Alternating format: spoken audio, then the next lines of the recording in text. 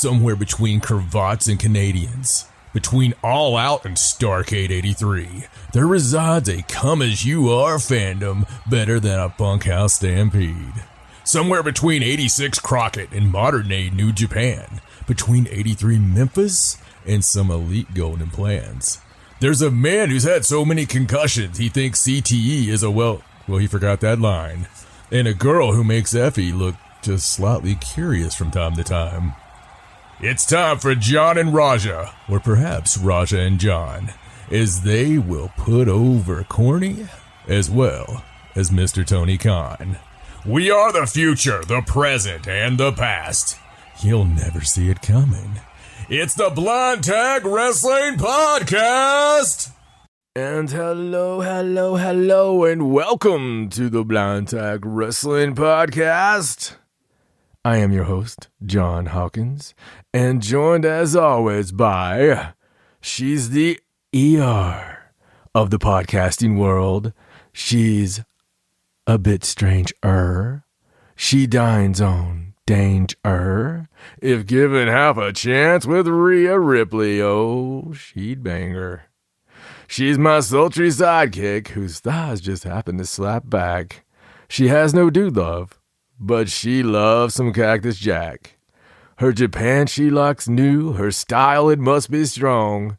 She says Han shot first and believes Vince was fucking wrong. Hello to the dangerous and mysterious Raja. Hello. Hello. How do you live up to that?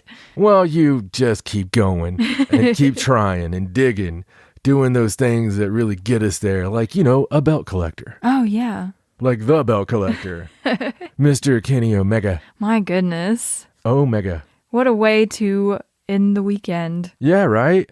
What a way to come back. Yeah. We snap back like a big V trigger. Like a snapdragon? Snap the magic dragon that I sing every time I see it. Snap the magic dragon, broke your fucking neck. That's my song for it. So that's us. We're here. I hope you missed us because we missed you. Yes, we did. And that's what's really important. I'm not going to go in a big, long jaduvio about what, happened during the time, but I'll tell you this much. We're on different equipment. Mm-hmm. It's new equipment. And in fact, this will be the best sounding equipment you ever heard once we figure out how the fuck to use it. So right now we're doing the best we can. I will tell you that we are using Joe Rogan microphones that we didn't steal from Joe Rogan, but it is the exact kind because I consider that the top tier, grade A, they only serve this steak on Fridays when it comes into town microphone. Yeah. And this is, I love it. Seriously. I just feel better by talking into a microphone that cost me $1,000. It just makes you feel more important. Yeah, it's not the first time I paid $1,000 to have my lips on something big, long, and black. But I tell you, it is important that it sounds great. And we've got like brand new everything. It's brand new boards, brand new gimmicks, brand new freaking Apple thing that took half my freaking allowance for the next 10 years. All kinds of stuff, all kinds of fun stuff. But seriously, Purple Monkey said if we were going to do this, we had to do it right. So. Yes. Purple Monkey told us to call him Mr. Purple Monkey and that he wants us to spend some money on everything. So we did spend money on everything. Yes. And it's a lot of fun, though. It is. Even some of the stuff I got is really helpful with my promos. Speaking of my promos go for something called Innovate Pro Wrestling. That's what we do. The home ground. Yes, we innovate pro wrestling. So it's been a minute since we've been here, and I'm going to start this off with a little bit of Innovate results. We had a big event with fans. Oh, yeah. Yeah, we had lots of fans. We had people there, Raja. Yes. It was really cool. Real life, actual people. The cool thing about this is we had people there. And I'll tell you, do you know where it happened? I can tell you where it happened. Where did it happen? It happened at the Civic Auditorium in Kingsport, Tennessee. Live. Oh, wow. That's right. It was Saturday, March 27th. I'm going way back on this at the Kingsport, Tennessee. Again, it's Civic Auditorium. I just love saying it because I say it in all my promos. But results from Homecoming went like this. Chris Richards, who, they call him the Tennessee Redneck, I call him the cornerstone of not only John Hawkins Promotions, but of Innovate Wrestling. And by the way, for everything I'm talking about, you can go to innovatewrestling.com, and that's a good way to see everything, find out all the news. Or if you're a member of High Spots, which if you're not, I don't know why you're not. Should be. But High Spots Wrestling, Lord, if you just get on there for the kayfabe commentary stuff or to watch Pro Wrestling Guerrilla. They have a lot of good stuff. It's really cool. Like, I actually play the shoots in my car because they're better than podcasts. Right. Just listening to a 5-hour shoot on somebody is some good stuff. But we are definitely on there, and you can just go to Innovate, and it's already got Homecoming up there. But the results from Homecoming: Chris Richards, the cornerstone, defeated JC Adams, Tyler Thorne, which was crazy for me. Okay. Little baby Thorne. Thorne at one time was in John Hawkins Promotions years and years ago. Plus, before that, Thorne was always my enemy in when I was actually working still. Yeah. And when it goes all the way back to 2000, I was wrestling, and I would be in a co-main event. And this is a shoot story. I remember being in a co-main event cage match, and we were in Greenville, Tennessee. I had one of the matches was like a big freaking 6-man. We'd build up to it, just a dead on, kill everybody bunkhouse cage match. And the other main event was this High Spots Fest with these kids, the Phoenix Foundation, Thorne, everybody in it. Right. They were doing like Hurricane Runners off the top of the cage to the outside through tables and jumping up without selling. Right, you know, that kind of stuff. And it was really the dawning of that age. I mean, you got to think, this was 2000. Yeah. And they were doing, Phoenix splashes and stuff. I mean, it was crazy. But was when it all began. I was already like bitter old veteran, man. And I was having like 35, These 40, damn kids. 35, 40 minute just slobber knockers, envisioning myself as Terry Gordy. Right. And bleeding in every single match, buckets, weapons, just every damn thing. And weapons back then was chairs, heavy ass chairs all over your head. So, just chair shots to the point. We didn't know about that stuff. My skull does now, though. Yeah. But anyway, it was cool having his son, who's really good, really damn good. He had a lot of fire. He had a lot of good facials, and he really just had the it factor for me. And in fact, somebody who has a little pull around there might have got him back in there. And part of that was the Office was standing there watching, as was two other what I would consider Office that just happened to be standing there in that match. But anyway, JC Adams, Tyler Thorne, Jeff Conley. Jeff Conley? Sounds familiar. Josh Strong and Tyler Foshi to become the final television champion. Now, the cool thing about this is way back in the 06 machine, Chris Richards became the first ever TV champion. So you go all the way back that lineage. And this is the final TV champion. And the reason for that is, we'll get to in a second. Yes. So in the next match, we had Chance Riser, who was actually at one time in John Hawkins Promotions. I remember that. Very short-lived. It was indeed. We didn't mesh. I love Chance, but we didn't mesh. He's not exactly JHP. No, he's so much different now. Yeah. Chance defeated James Johnson in a contenders ring match. School of Morton heavyweight champion RT3, who has his own little cheering section, by the way, defeated the Sultan of Dubai. The Cross Brothers, back together, defeated the Heat Seekers to win the United States tag team titles, which was very exciting. I love the Cross Brothers. They are better together, I'll say that much. And the Heat Seekers, most of you out there, anybody who loves indie wrestling, you should know who the Heat Seekers are. You talk about belt collectors. Those son of a bitches, I can't turn on Facebook without the Heat Seekers having another title. But Axton Ray defeated Caleb Courageous, my guy. I was part of this match in a contenders ring match. Interesting match. Axton is a perennial babyface. I don't know. I guess the best way to say is he impressed me. Oh. I hate to lose, but I have to give it to him. You can't discount him though. He got a little dirty. And You like it dirty. I do. I'm a fan of a little dirty. And then in your main event, I don't consider the last match the main event. This was the main event because this was for the title. Right. Then we had that attraction with that star. Right, yeah. After the main event. Of course. But in my main event, I hope you're listening, Chase. I love you so much. Toby Farley, the redneck jiu-jitsu Fumatsu guy, defeated my guy, Jordan Cage, to win the Innovate Wrestling United States Heavyweight Championship. There's a footnote on the results here that says after the match, Farley was attacked by Chris Richards and chokeslammed off the stage through a table. So this was Wonder who could have orchestrated that. I don't know. This was a beautiful moment. This was a beautiful moment. During the end times of the match, I gave the real hand of God. Fuck off, Juice Robinson. I was calling it that 20 years ago, but I lit His is the left hand of God. Yeah, so. and I even have a song called Hand of God that I lovely call Hog, by the way. God has two hands. He does, Tony.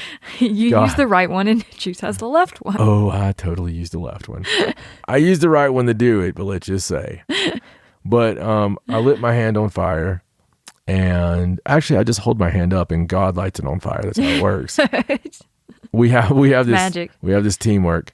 And I actually back chopped Toby off the top. And you know, I'm a big guy of things mean stuff to me. Like kicking out at one, I'm going to kill you. Stomping me in the back or slapping me in the back, I'm probably going to kill you. So that's a total sign of disrespect for me. I did it, and I gave Jordan every opportunity there, but some stuff happened, and these things happen from time to time. It sucks, but we made up for it because Rob Knight, Toby's, I don't know, dog. It's not a manager. I beat the crap out of Rob, and then we did some stuff, made it look a certain way, got all the way up to the stands, and let me tell you, I turned on something in this match. John Hawkins for a long time, JHP. We've been very ha-ha heel, and it's been going on for a very long time, but back in the day, there were some awkward moments with our hillishness. And we have some old TV tapings that, I mean, I've got a couple of DVDs just of some of these old TV tapings where it was a damn near riot. I mean, there's times that, you know, I've nearly been stabbed in West Virginia. There's times that, you know, there's been a lot of stuff happen, and I got away from that. I became more of a stand-up comedian, you know, insult comedian. So people are coming just to hear that insult. And I wanted to switch it up a little bit because, you know, I told myself, if this doesn't go our way, something big's going to have to happen because I know what's coming down the line. And I'm sick and tired of Chris Richards not getting his due. Something has to change. So I talked Chris Richards into being the cornerstone of what he really is, and absolutely showing the federation and showing the office, you know, exactly who he is, reminding them that when you've had these Chase Owens and Jason Kincaids and all these guys, I mean, the list is very long of guys that have come through Innovate and went other places. I mean, just in the last year, you've had like Alex Zane, you know, I mean, just all these guys that come here, use our exposure. We've actually had a television show on the internet weekly back from like 2005 on. And, you know, and at the time, the names have changed, but we've had Championship Wrestling Alliance, you know, NWA Smoky Mountain Wrestling, and of course, Innovate Wrestling, all the same group, just different names. So the Civic Auditorium is really well known in those circles, and some of the top names of indie wrestling and some of the best matches you can ever see, you know. But during this whole time, the one constant has been Chris Richards. You know, you've got him standing 6'6". You've got him, you know, 300 pounds. Right now he's more 270 because he's just really got himself in the best shape of his life. And because he started so young, he's just, you know, right now around 34, you know, 35. And he's in the prime condition of his life. He can out wrestle most anyone. I mean, if you want to have a wrestling match, this guy's going to call the best match ever. If you want to have a brawl, you're going to get a brawl. You know, he can bring whatever you want, and he can bring it. He can do it all. You know, so he's had these spots. He could have left at any time. Yeah. But he didn't. No. He chose to be that rock be that Dreamer is to ECW. That's what he was and has been to Innovate, but yet they continuously shit on him. Yeah. So I'm just tired of it, and I've been in his ear. So I was like, look, we got to make a statement. And the statement was throwing the Redneck Messiah, off the damn side of the stage and through the table. Right.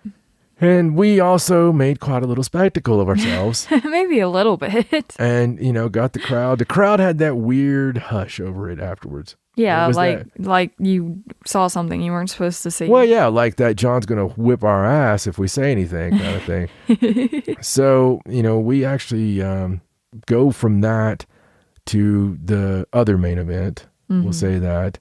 With returning icon, returning love of our life, the local boy that made it big, the crown jewel of the Bullet Club, New Japan's own Chase Owens, as he defeated Gustavo Aguilar. And Gustavo he's wonderful. I love Gustavo. I've got a lot of respect for him. He's, he works everywhere. He's really made a name for himself. And he loves the sport of pro wrestling. So I love him. It shows. But they had a hell of a match. Anytime Chase is in there, he's going to have a hell of a match. Yeah. He's a great storyteller. And he did his thing. So, yes, I'm joking with Chase. Chase is one of my best friends in the entire world.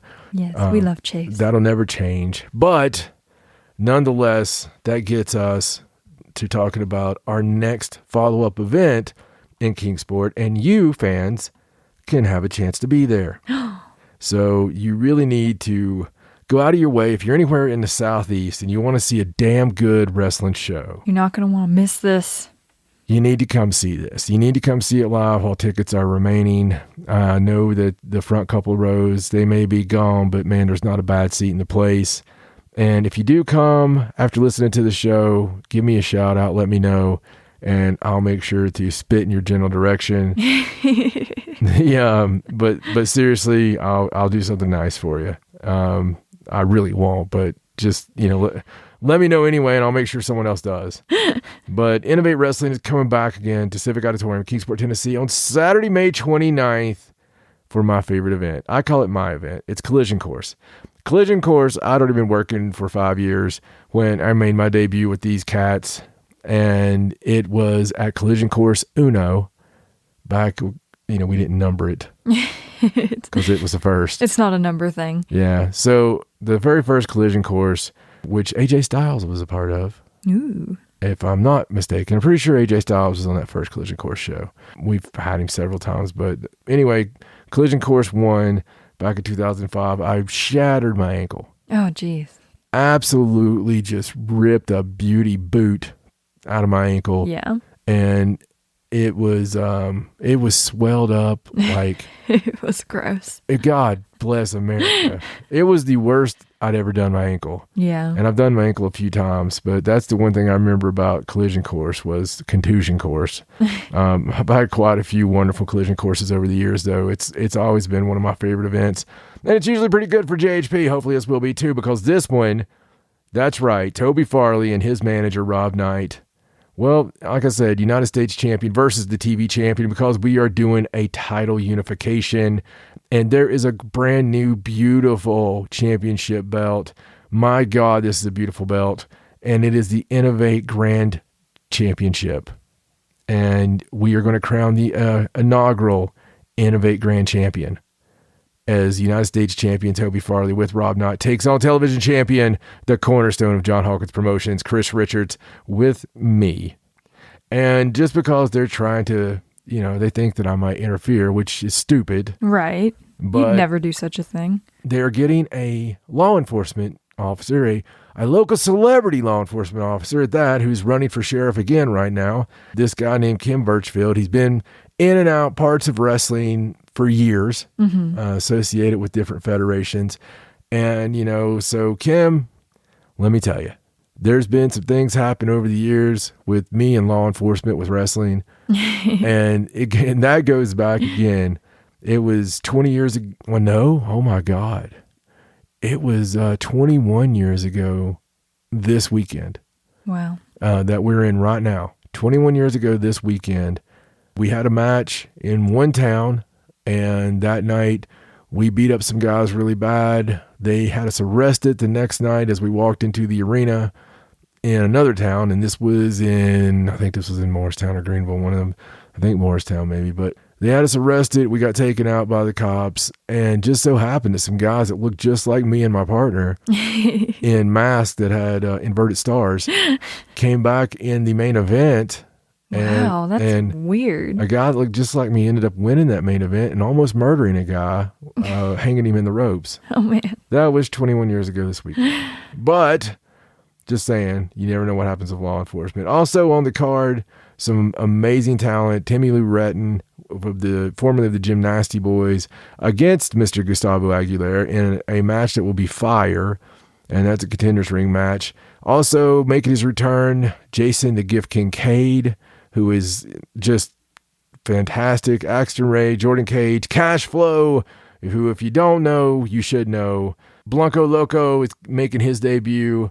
The United States Tag Champions, Cross Brothers. Jaden Newman making his return. Yes. So many great people. Yeah, from up to down, we have a hell of a thing. We have a Contenders Ring match with like this 6-way thing. It's just, there's a bunch of amazing stuff going on. It's going to be a hell of a card. And I just wanted to mention that. So make sure you can go to like eventbrite.com as well if you look it up, or just go to innovate.com. InnovateWrestling.com. That'll show you everything you need. And speaking of .coms, Raja, we have a .com that's coming soon, right? Yes, we do. What's the update on the website? The update is it's almost finished. And what can we expect on the website? The website will have stuff about the podcast. It'll have our merch. It'll have stuff about us. And it'll have the news, which we are going to start putting out all your pro wrestling news as it comes available to us. Yep. So I'm going to be keeping up with that. So we have sources out there. We have people that are hiding behind rocks. We have rocks. And we're going to be telling you all about them. So all kinds if you like rocks. Yes. If you have rocks, we have all the rocks. And all this will be coming to you from blindtagwrestling.com. It's coming soon. It's coming your way. It's coming all over you. Yes. And we cannot wait for this. It's going to be a lot of fun. Expanding the Blind Tag Wrestling name into news and merch and everything you could ever want. Exactly. Everything you could ever want. In fact, if you think about it hard enough, it'll happen. Also, if you want to be a good boy or girl, go to facebook.com/BT Wrestling Pod. You can also go to patreon.com/BT Wrestling Pod and really help us out and help pay for some of this damn equipment. And some of this website that's costing me out the yin yang. At Twitter, it's at BT Wrestling Pod. And we are also on Instagram. It's also BT Wrestling Pod. Yes, sir. So that is all the shilling I have a willing to do right now. And listen, I got to talk right now about something. I'm going to talk about the Collective. Yes. Because it was fan-fucking-tastic. It was the highlight of WrestleMania weekend. It really was. It made it bearable. Yes, it did. And, I was worried because of the pandemic. The damn-demic. The pandemic. The pandemic. Panspermia. No, it's pansmurfia. That's what we need to do, like a special episode of the Smurfs where they're all on one continent. Just to teach children about panspermia. Oh, my goodness. Anyway, so it was great. Brett did a wonderful job. Yes. And Mr. Brett Lauderdale, love you, buddy. They put together fantastic shows. Yeah, they did. And I was worried about it going in, not because of the shows per se, but just because, of the fans being down and all this. Right. But right from the first, we're not going to pick apart every single show. You should really go back and watch them if you love indie wrestling. That would take a long time. It would, but from the first, it was awesome. I really, really had a good time watching this. Me too. We really enjoyed it. Yes. And that was the cool part. And it's fun watching the guys go from one event to the next in the same place, work their ass off. Yes. We saw all the scrambles and all the knockouts and yeah, absolutely. all the heat stroke. Oh yeah, we watched it all. We watched if you want to see some crazy shit happen, and we'll talk about just here in a second with UFC from the other night. Oh goodness. It's about like that. But just real quick, I wanted to mention Bloodsport 6. It happened April 8th. Man, the main event, Josh Barnett against Jon Moxley. It was just beautiful. It was a blood, old school fest. Yes. It was a slobber knocker of the first degree. It was indeed. And it was weird to see Mox lose something. Yeah, because you don't really expect that at this point. But you're losing to Josh Barnett. True. I mean, he's a fucking beast. Yes. And, he's a War Master. You don't. It's in the name. Yeah, you don't get that. I mean, you don't get a name like War Master and be some kind of fucking goof, Yeah, no. And there was a lot of respect shown after the fact, talking about how Mox doesn't show up for the pay. Yeah, and I believe that. Yeah. Jon Moxley loves pro wrestling. Mm-hmm. I've went over it before, and, I love him for it. Spring Break, April 9th. Well, Spring Break's always awesome, and it'll always be Joey Janela's Spring Break. I don't care what the gimmick is. Yeah. That one was fucking fantastic. Starboy Charlie versus Billy Starks. Much better than it was fucking deserved to be. Yeah. Like, that match was it was a hell of a match. It really was. I mean, it had its rough spots. Of course. But you're still young. It was a really good match. Iron Beast, who I would like to take credit for because of my Twitter campaign before they were a team. Yes, you constantly talked about how they needed to be together. Yeah, because, apart they just weren't the same. And together, I just seen them being something special, but that's kind of changed a little now. I don't know if I like them together or apart. I don't know. We can't tell anymore. But they went against, oh God, let's just say those Ohio fuckers. The ones nobody likes. Eric Ron and Bobby Beverly. That was a match.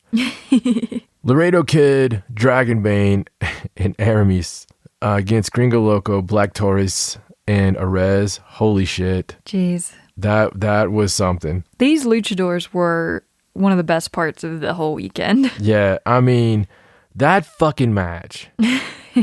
There was so much crazy in it. It wasn't that it was a technical masterpiece. No, they were just going crazy. But I love Black Taurus. Okay, I'm just in love with him, and I love Laredo Kid. I love Dragon Bane now, actually. Yeah, as well. Big Dragon Bane fans now. We had Blackheart Leo Rush, which was fucking awesome. It was creepy. The alter ego evil side against the phenom Jordan Oliver, who Raja has went from absolutely despising to loving. Atticus Kogar and Masada went at it, the fucking legendary Masada. Rich Swann, who we'll talk about more in a minute, and Lee Moriarty. Joey Janela and Chris Dickinson in a fucking, my God. A grudge match. Dude, Joey Janela and Chris Dickinson. Fucking A. I mean, Chris Dickinson, every time he shows up, it's like, I have come here to chew bubblegum and kick ass. And I'm all out of bubblegum.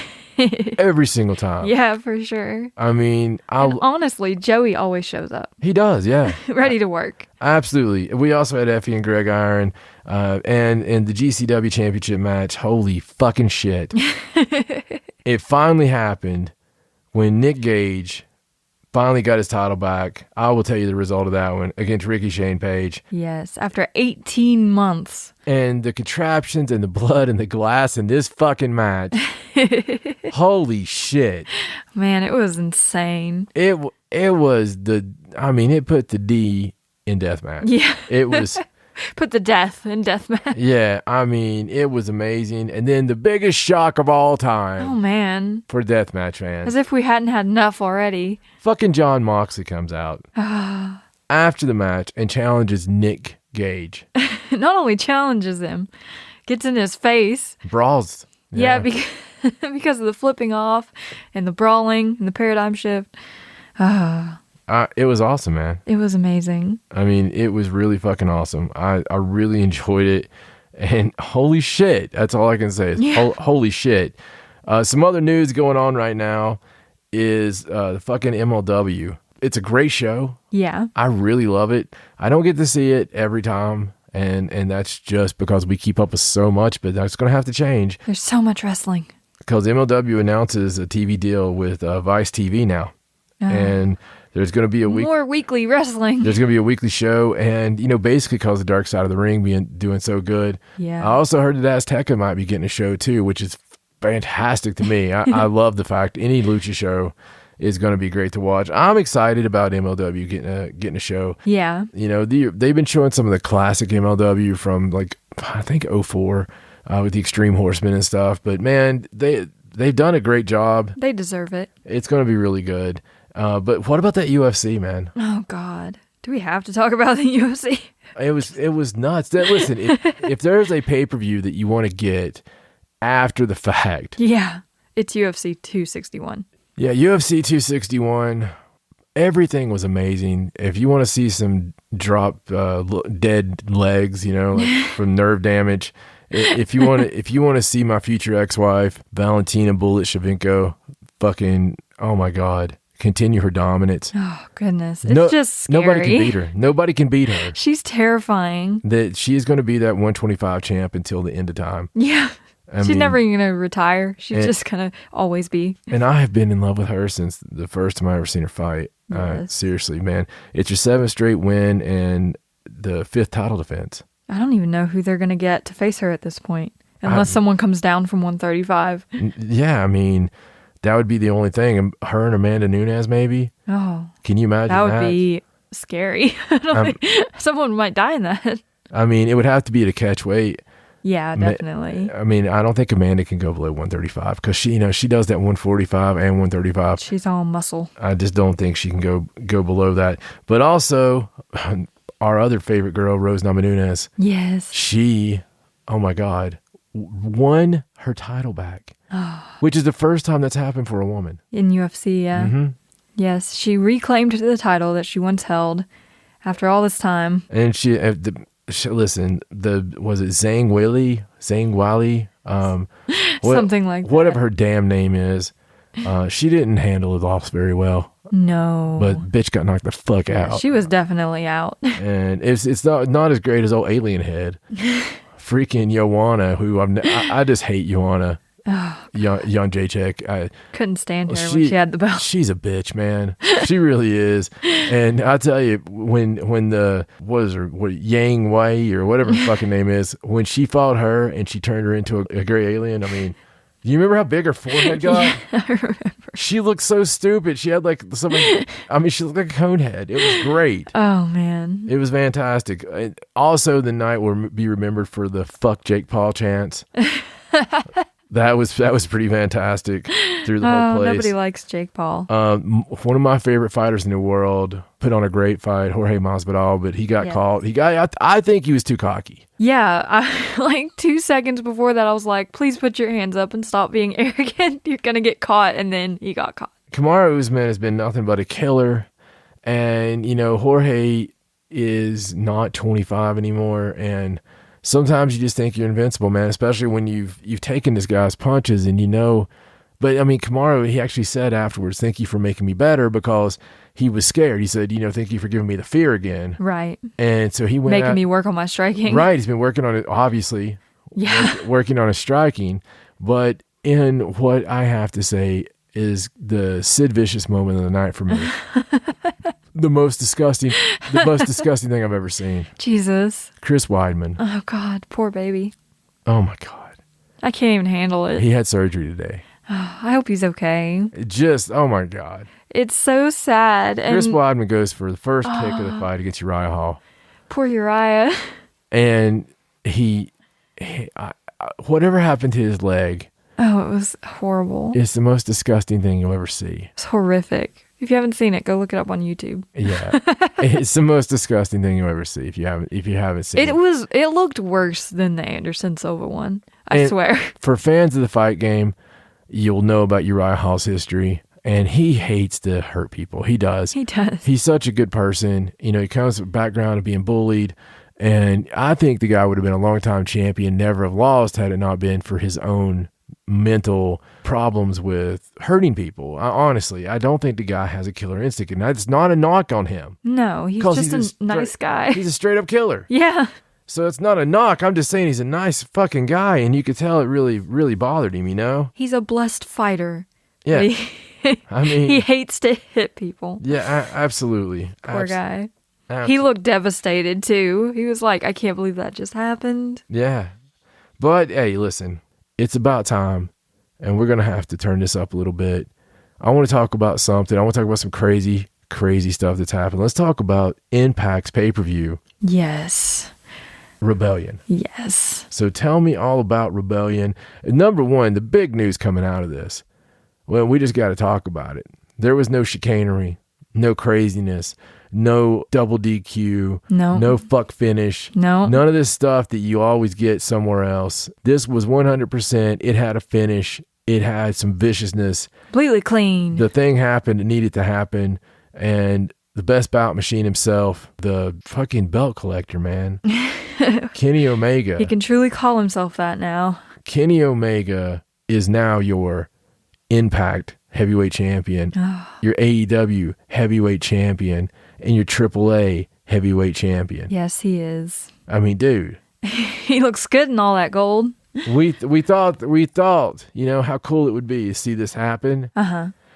It's real now, and I'm telling you, New Japan, it's coming. Yeah, I mean, if you're going after the biggest belts in the world, you obviously have to go after New Japan's belt. It has to happen. I mean, at this point, it has to happen. And when that does happen, I mean, can you imagine that?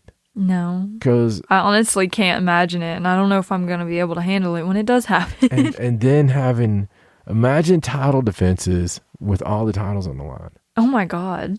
That is terrifying. It's so cool, man. And we're just going to unify them all into one actual world championship. I think here's what happens, okay? Let's just get really crazy with this. Okay. Let's just imagine that he wins the New Japan Championship. Okay. Let's just imagine that he wins the Ring of Honor heavyweight title. Oh my God.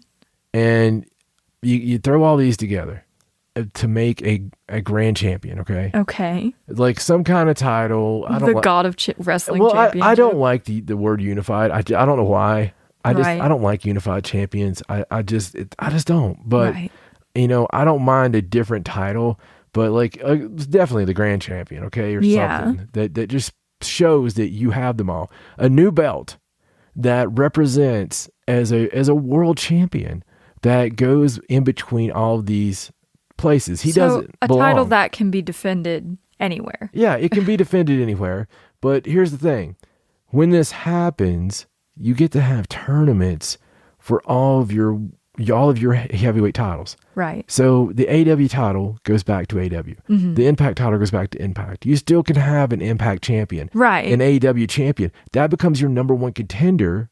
For the grand champion. For the grand champion, who doesn't belong to one person. Right. He shouldn't be a regular weekly character on AEW. No. At that point, he should be doing the old Ric Flair, the Harley Race, you know, actually being in a territory for a couple of weeks.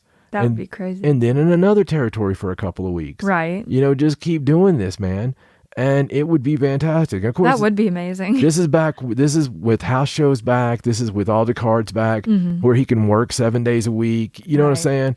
And I think it's awesome. And I would be here for it. I mean, I would love to see it as long as we could still have our title. Yeah. I don't see why they would have any reason to fuss. No, as long as everyone still has their heavyweight champion. Yeah, they have their heavyweight champion. That's fine. But you're still a number one contender at that point. Yeah, and then there's like a huge show where they all come together.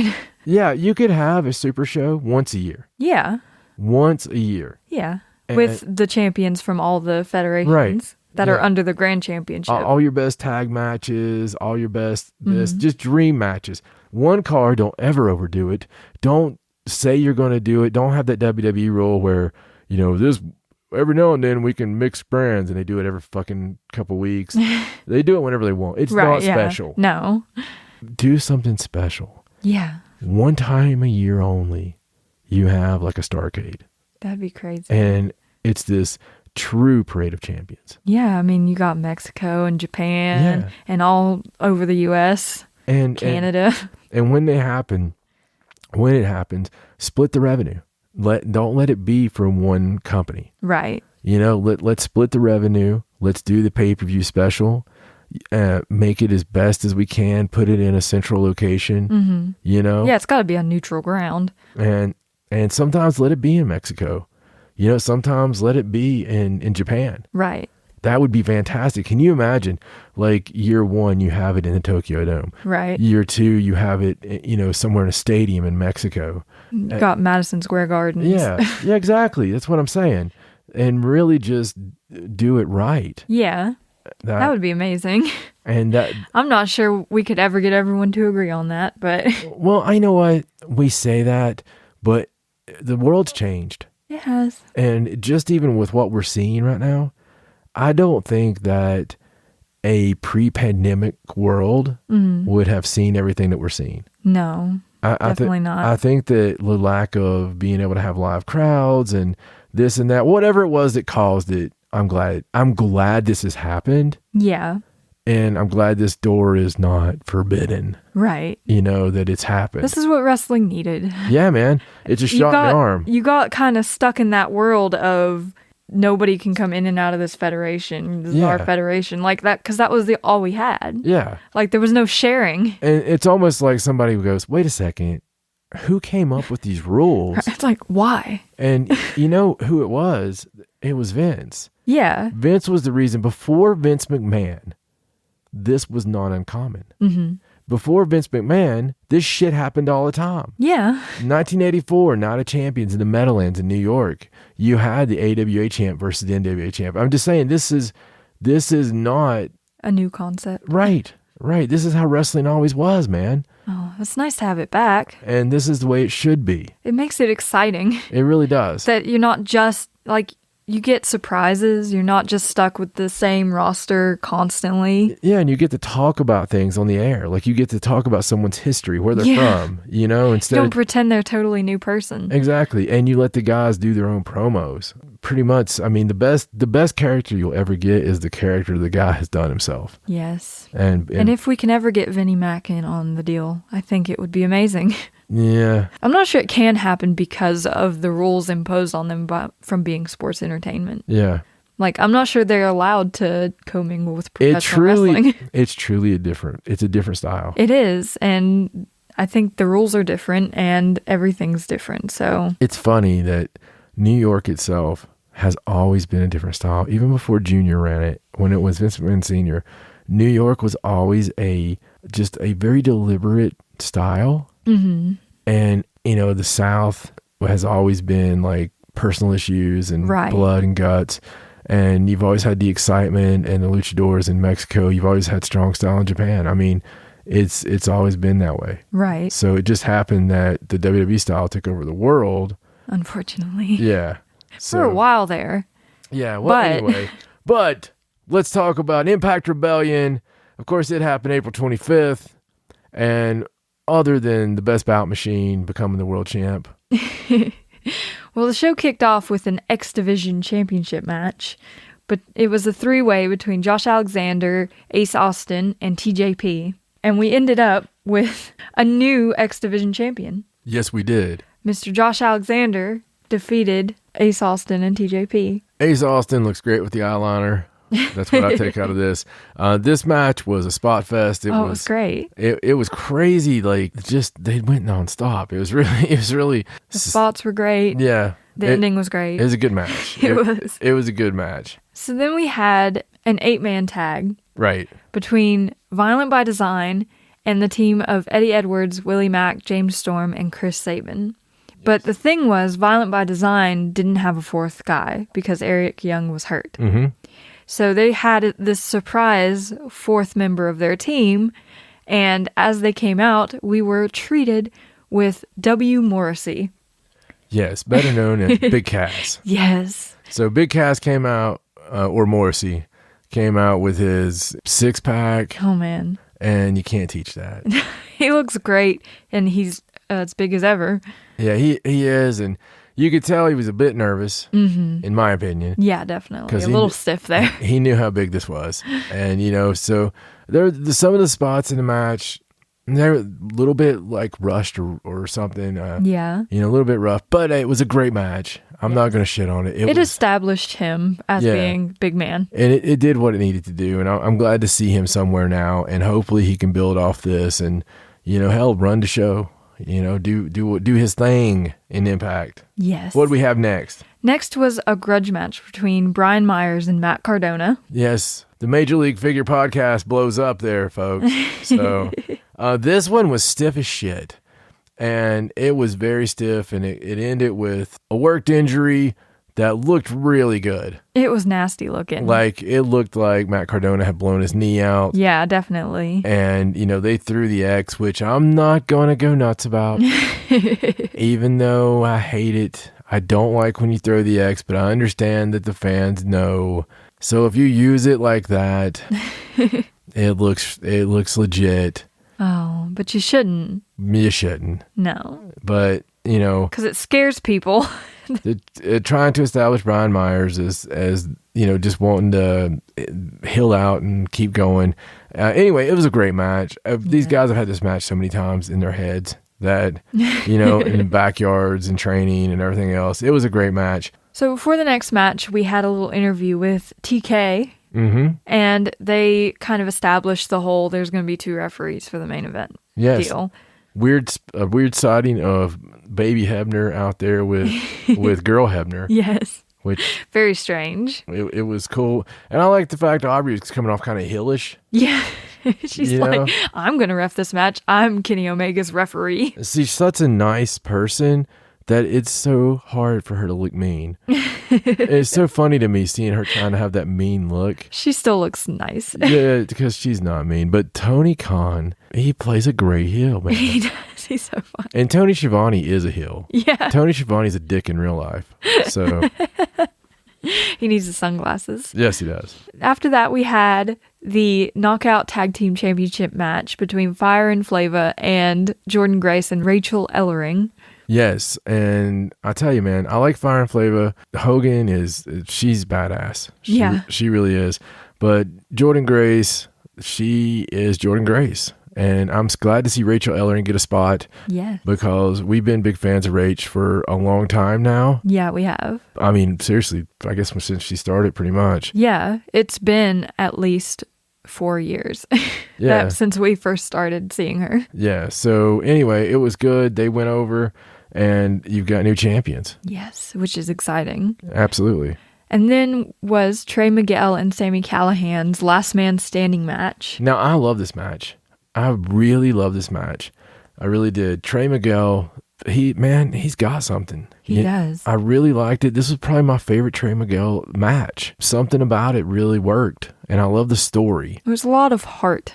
Yeah, I love the story. I do. Sami Callihan's always going to give you a good story. Mm-hmm. Interesting stuff. He's a way of bringing that out of people. He does, man. He really does. He should probably be a booker. Yeah, to be honest with you, he should be. Because I know he's booking his own shit. Because it's always got like a little bit different feel to it. It's always got like a little dose of reality. Right. And he plays on that and plays on the human emotion. It's a very old school booking method, like a Tennessee booking type stuff. And I dig it, man. It always, like, you always blur the line of reality and fiction, right? And, and with him, he does that really well. He doesn't go too far with it. Yeah. It's not like a Vince Russo type thing, you know? It's like, because Vince Russo is like, yeah, you were getting blowjobs from that boy, weren't you? You know? He doesn't actually air your dirty laundry. And people's like, what the fuck, dude? You know? Sami Callihan, he does stuff like, would question your heart. Right. You know, or this or that, or Eddie Edwards, you probably shouldn't wear jeans when your ass is that fat. Stuff like that. You know, he does the right stuff. Oh, yes. Well, Trey Miguel won this match just barely. He just barely got back to his feet before 10. Yes. And Sami couldn't make it. So he showed his heart and his passion. Absolutely. And then we had the Impact Tag Team Championship match between the champions, FinJuice, and the Good Brothers, trying to get their belts back. Very shocking to me. I really didn't expect FinJuice to go over. No, me either. And, you know, they're always, listen, they're both great workers. They are seriously great workers. This was a good match. And I really like the fact that FinJuice won this. I think that some of the matches you can have, you know, with FinJuice, but think about this right now. You've got FinJuice, who are New Japan contracted wrestlers, as your tag team champions. Yes. And you have Kenny Omega, who is an AEW contracted wrestler, as your world champion. Yeah. Your belts are pretty much out in the world. I mean, I guess it's smart from, marketing, right? Right, because you'll have all those other fans coming in. Yeah, they're wearing commercials for you in other places. Basically. So, pretty cool idea. So after that, we had the Knockouts Championship match between Deonna Purrazzo and Tenille Dashwood. Really good match. Deonna she's a great worker. Tenille, obviously, one of my favorite women in the sport. Mm-hmm. I mean, this was stiff, man. This was a slobber knocker of a chick match, and I tell you, I really wanted Tenille to win this, but that's just my heart. I've been a big Tenille Dashwood fan for a long time. Moving on, we had our main event, which we pretty much already talked about. AEW World Champion Kenny Omega versus Impact World Champion Rich Swann. Craziness. It was with Mauro Ranallo on commentary. And that was odd. That was beautiful, but odd. Yes. And Mauro, without being, produced, is fantastic. He is. Listen, you had my boy Stryker, right? Right. You had Matt Stryker, you had Mauro Ranallo. Man, given that Mauro makes it like an event. Yeah. He's always fun to listen to. And he does his homework. Yeah. That's the thing I love about him. It's like he's pulling out shit on someone I watch every match of that I don't even know. He just somehow knows everything. And he's like, oh, that moves the Mississippi pea shooter. He hadn't used that since 1972. You know, and I was like, what the fuck? Very Kevin Kelly. Yeah, man. Just some of our best commentators are like that. Just very good stuff. Getting your stuff together, knowing your stuff, and yes, I enjoyed this match. It was good, but let me tell you what it did. I swear to God. People think Rich Swann is fast. Kenny Omega is on another level. Yeah. He is just on another level. And I really think that showed in spades. Yeah. Like, I really think that Kenny looked like he was competing on a different speed. Yeah. It was difficult for Rich to kind of It looked like Rich stay in was step. Yeah. I mean, did it not? It did, especially at the end. It looked like he was barely getting up there. And there was a couple of times you never see a Kenny Omega botch in a match. Right. And there was 2 times that it looked like something didn't go exactly right. Kenny covered it really well, but in the meantime, he had to take some really nasty bumps. Yeah. Yeah, and he was like, "Oh, you're going down. Okay, I'll just do this." Yeah, and there was nothing horrible. No, nothing injurious or anything. And it turned into a great match when Kenny just started beating the snot out of him.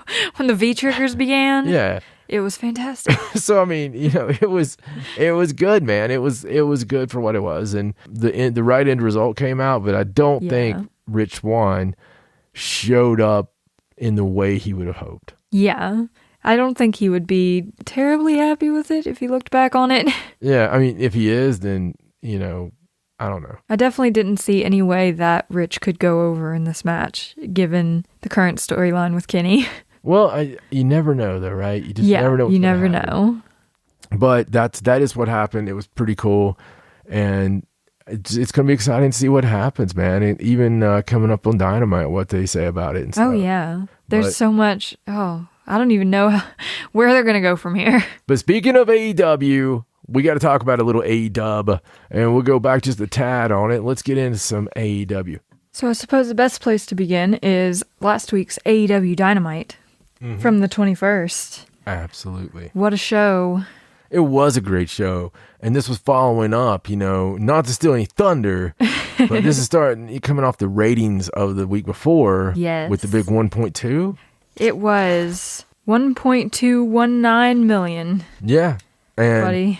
all the haters that said it doesn't matter if there's no NXT or not, they're not going to hit it. They're never going to go to over 1 million. So the very first week without NXT, yes, 1.21. Yes, and then on the very next week, on the 21st, they got 1.104 million. Yeah, and this is on a week without the strongest card, either week really. And I mean, it's not like they were pushing like some super card deal. And no, because I'm really their normal stuff. I'm really fucking looking forward to Blood and Guts, man, because Blood and Guts unopposed. Oh God. Wouldn't it be? Who knows what that's gonna do?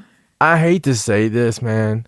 I hate to start another number, No, what are you going to say? But I really want to see like 1-7. Oh, man. And the reason is Uh-huh. Monday Night Raw is around a 1-7. Right. You know? So you just want to beat Raw? Yeah. Is that the whole deal? That week, I want to beat Raw. Right now, my prediction is that by the end of the year, we beat Raw. Okay. Consistently. All right. And that's going to change the game. That would be great. I mean, they can do it too because they're the superior show. They are. It's just people knowing that they're the superior show. They need to wake up. And, you know, it's all about branding. It's all about becoming that mainstream. And, you know, some people hate when you do stuff like have Shaq or Mike Tyson and things like that. But that's what makes you mainstream. Yeah. And if you do it in the right context, it's fine. Yeah, and it's not like they're doing it in every match. No. Or like the whole show is Legends or something. And when they have done it, I've loved it. I love the Shaq match. It was great. I really did, man. I really loved the Shaq match. Oh, goodness. So tell me about the 21st. So on the 21st, we opened up with Hangman Page versus Ricky Starks. Ricky Starks. I love Ricky Starks. Ricky's just so fun to watch. He is no matter so what amazing. He's so amazing. In this match, let me tell you a little story about storytelling. So this match told a beautiful story. Mm-hmm. Beautiful story. Somewhere in the match, Ricky hurts his leg. Mm-hmm. Okay. More so his ankle. Yeah. And it looked like a shoot. It did. Because this is pro wrestling, the way pro wrestling is supposed to be done. Hangman Page ends up winning the match after a very hard-fought match, after a very good match, with a finish that's not his finish, because he uses the leg, you know, and wins. Yeah. Because he had hurt his leg. I mean, it's just really cool. If you hurt your leg, you go after the leg. It's just storytelling, and it's great. And listen, Hangman is poised for that big run. Yeah. You know, it's for that big run. And we've had, if you haven't noticed, they've been featuring him quite a bit. They've been featuring on AEW Elevation on Monday nights quite a bit. I think the last couple of shows has had Hangman. He's not scheduled for the upcoming show, which, as you're listening to this, you've probably already seen. Right. But as we're recording this, it is the night before because we just had Rebellion in real time. Yes. Just to pull the curtain back a little bit. But, you know, I don't know if he's going to be on Dark on Tuesday or not, but they've been having him every week, almost doing like Britt Baker right now and building up his matches and his wins. Britt's doing it to be funny, to get to the number one contender, and it's fucking awesome. It's hilarious. But it was a good match. As always, Dynamite with a solid opener. Yes, now Hangman has Team Taz heat. Absolutely. Yes, you don't want that. After that, we were treated to Penta versus Trent. Yes, I love the fact you saying Trent like that. Trent. And well, he's not sure about it, so neither am I. Well, somebody on there goes, I forget which one it was, and they asked Excalibur, you know, hey, why does Trent have the question mark? And Excalibur's like, I don't even know that, but Trent's talked about that. Do you know, right? Not off the top of my head. Okay, so I don't know why I'm the only person in the fucking planet that seems to have seen this. If I dreamed it, then I apologize. When Trent was in NXT and they were coming up with names, and I guess they had a bunch of names for him written down. Right. One of the names they had written down was like Trent with a question mark. Oh, because they weren't sure about it. Right. And it was on a list of names. And so he was like, you know, they're goofballs. Yeah. So I think he was kind of like, oh, I'll be Trent with a question mark or whatever. Right. But that was like one of the names. That's funny. And it was written Trent with a question mark. I do that. I write things with a question mark if I'm not sure about them. So that's what the whole, and I'm going to have to find that interview. Yeah. It might be one of the High Spots things. Probably. You know, they did so many of those High Spots deals. It might be one of those, but it's somewhere he's talking about it, and it's totally got meaning to it. Right. And that's the cool thing. That is cool. Because it's Chucky and Trent. Yeah. So, they're so funny. I wish he used the Beretta part. I don't know why he doesn't. I really like Trent Beretta. It's cool. He just left it in Japan. And I also like the fact when they just use their actual names. Yeah. That's the funny part with those guys. I mean, I don't know. I'll just be my real name. One thing we have to do, Rasha, we have to go, and speaking of hot spots, we need to go watch the whole run of Trent and Chucky when Chucky's a world champ. Yeah. Because we missed that whole thing. Yeah. And normally, we heard about it. Yeah. Normally, we get the tapes and stuff.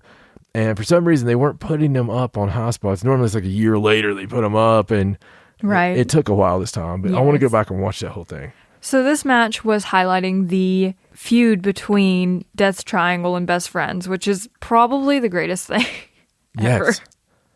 Yeah, so Alex amazing. Abrahantes was out there causing trouble, and Orange Cassidy was out there, of course. But Penta ended up with the win. Listen, Penta Zerum, he is my favorite. I mean, I love Penta. Yes. Absolutely. I'm wearing a Penta shirt right now. From his actual shop. Yes. And I love Penta.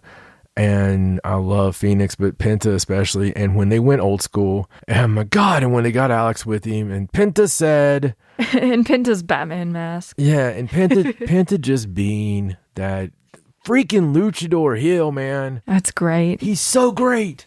and I love Lucha Bros, but listen, man.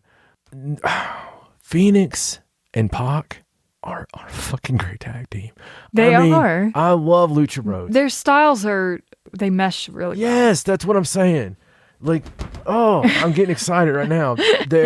I don't want to diss Lucha Bros. It bothers me to even say it, but I really like Pac and Phoenix. But I love all three of them together. Yeah, they're badass. But Phoenix needs to be the one they push to be the champ, and then be the tag champs. Right. Well, just to go back a week for a moment, we did have that big Pac and Phoenix versus the Young Bucks match after the Young Bucks turned completely heel. Yeah. Which was fantastic. My God. And they unmasked Phoenix. Yeah, Rude. to win, yeah. That's fucking smart. It was. Because they were close to losing. The Young Bucks are so much better as heels. As really dirty, nasty heels. Because they're such little cocky bastards. They are. And I love them as heels. That's what made people love them originally on the indies, where they were heels that were like didn't care to say things and do things, and it just turned into... It's a beautiful thing. It is. So after this match, we had the Pinnacle interview where they addressed Chris Jericho's immortal promo from the week before. Oh my God. And of course, they don't think it was immortal. This is where Wardlow had arguably one of the best fucking lines ever, because Chris had messed up a line when he was talking about Wardlow. Yes. And he talked about his 10-cent body and whatever. And his $1 million mind. His $1 million mind. And obviously got that backwards.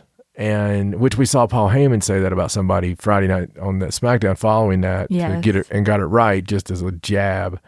But, Wardlow said, yeah, it wasn't really that great, was it? It wasn't flawless, was it? And he's like, you know why that happened? Because when your lips said my name, you knew. Like they knew. You were scared. Yeah, like your mind knew or whatever that it shouldn't be talking about it. It was really cool the way he said it. It was a lot better than what I just butchered up. Wardlow's amazing is what we're trying to say. He is, man. He actually can talk, which is really cool. I like the fact that they were giving everybody a chance to talk. So yes. So after this, we had our girl, Ty Conti versus Hikaru Shida for the AEW Women's Championship. But unfortunately... Listen, no. Ty has worked herself up to having this heavyweight title match, and you didn't have to have somebody turn heel or some stupid bullshit. Mm-hmm. They're still friends. Yeah. And it was a great match. It was fantastic. It was a great, great match. And it also ended up scoring the best ratings, I believe, of the whole show. It was the highest rated segment of the show. Ty Conti's ability is just amazing. She's a legit badass. Yes. And she is just beautiful, and she is amazing. And her time will come.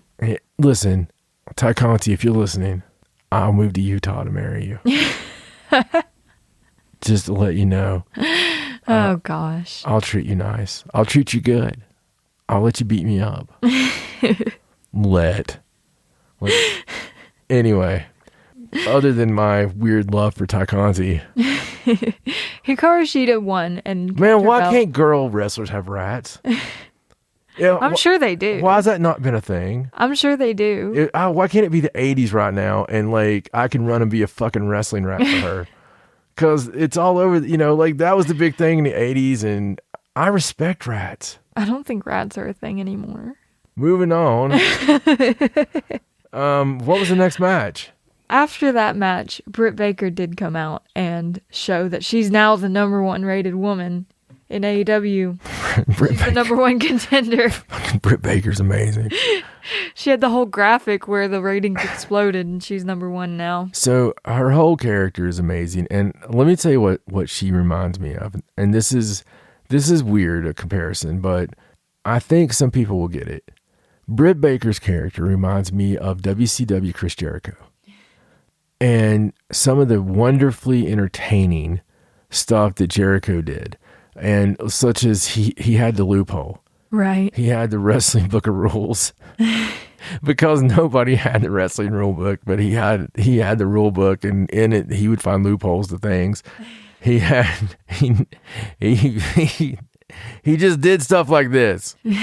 And that was totally a Chris Jericho move from back in the day. I loved what he used to do. He did whatever he could to be noticed. Right. And Britt Baker, by God, she's going to be noticed. She is, this year has had the match of the year. Uh-huh. She has really she was that person that really just made her way, man. From that very first promo that she screwed up and butchered to turning into a heel from that, because she wasn't supposed to be a baby face. She's out there like, and that, in the immortal thought of Wardlow, was her mind just saying, I don't like these people. No, this is not who I'm supposed to be. And I love her. But I also love Reba with her. They're so fun together. It's an amazing chemistry. It is. That they have. And dude, I never thought in a million years that in any wrestling federation I would almost look more forward to some of the women matches. Yeah. And I'm so glad of where women's wrestling is. Yeah. Because even in WWE, man, the matches I look forward to the most are the most of the women's matches. Right.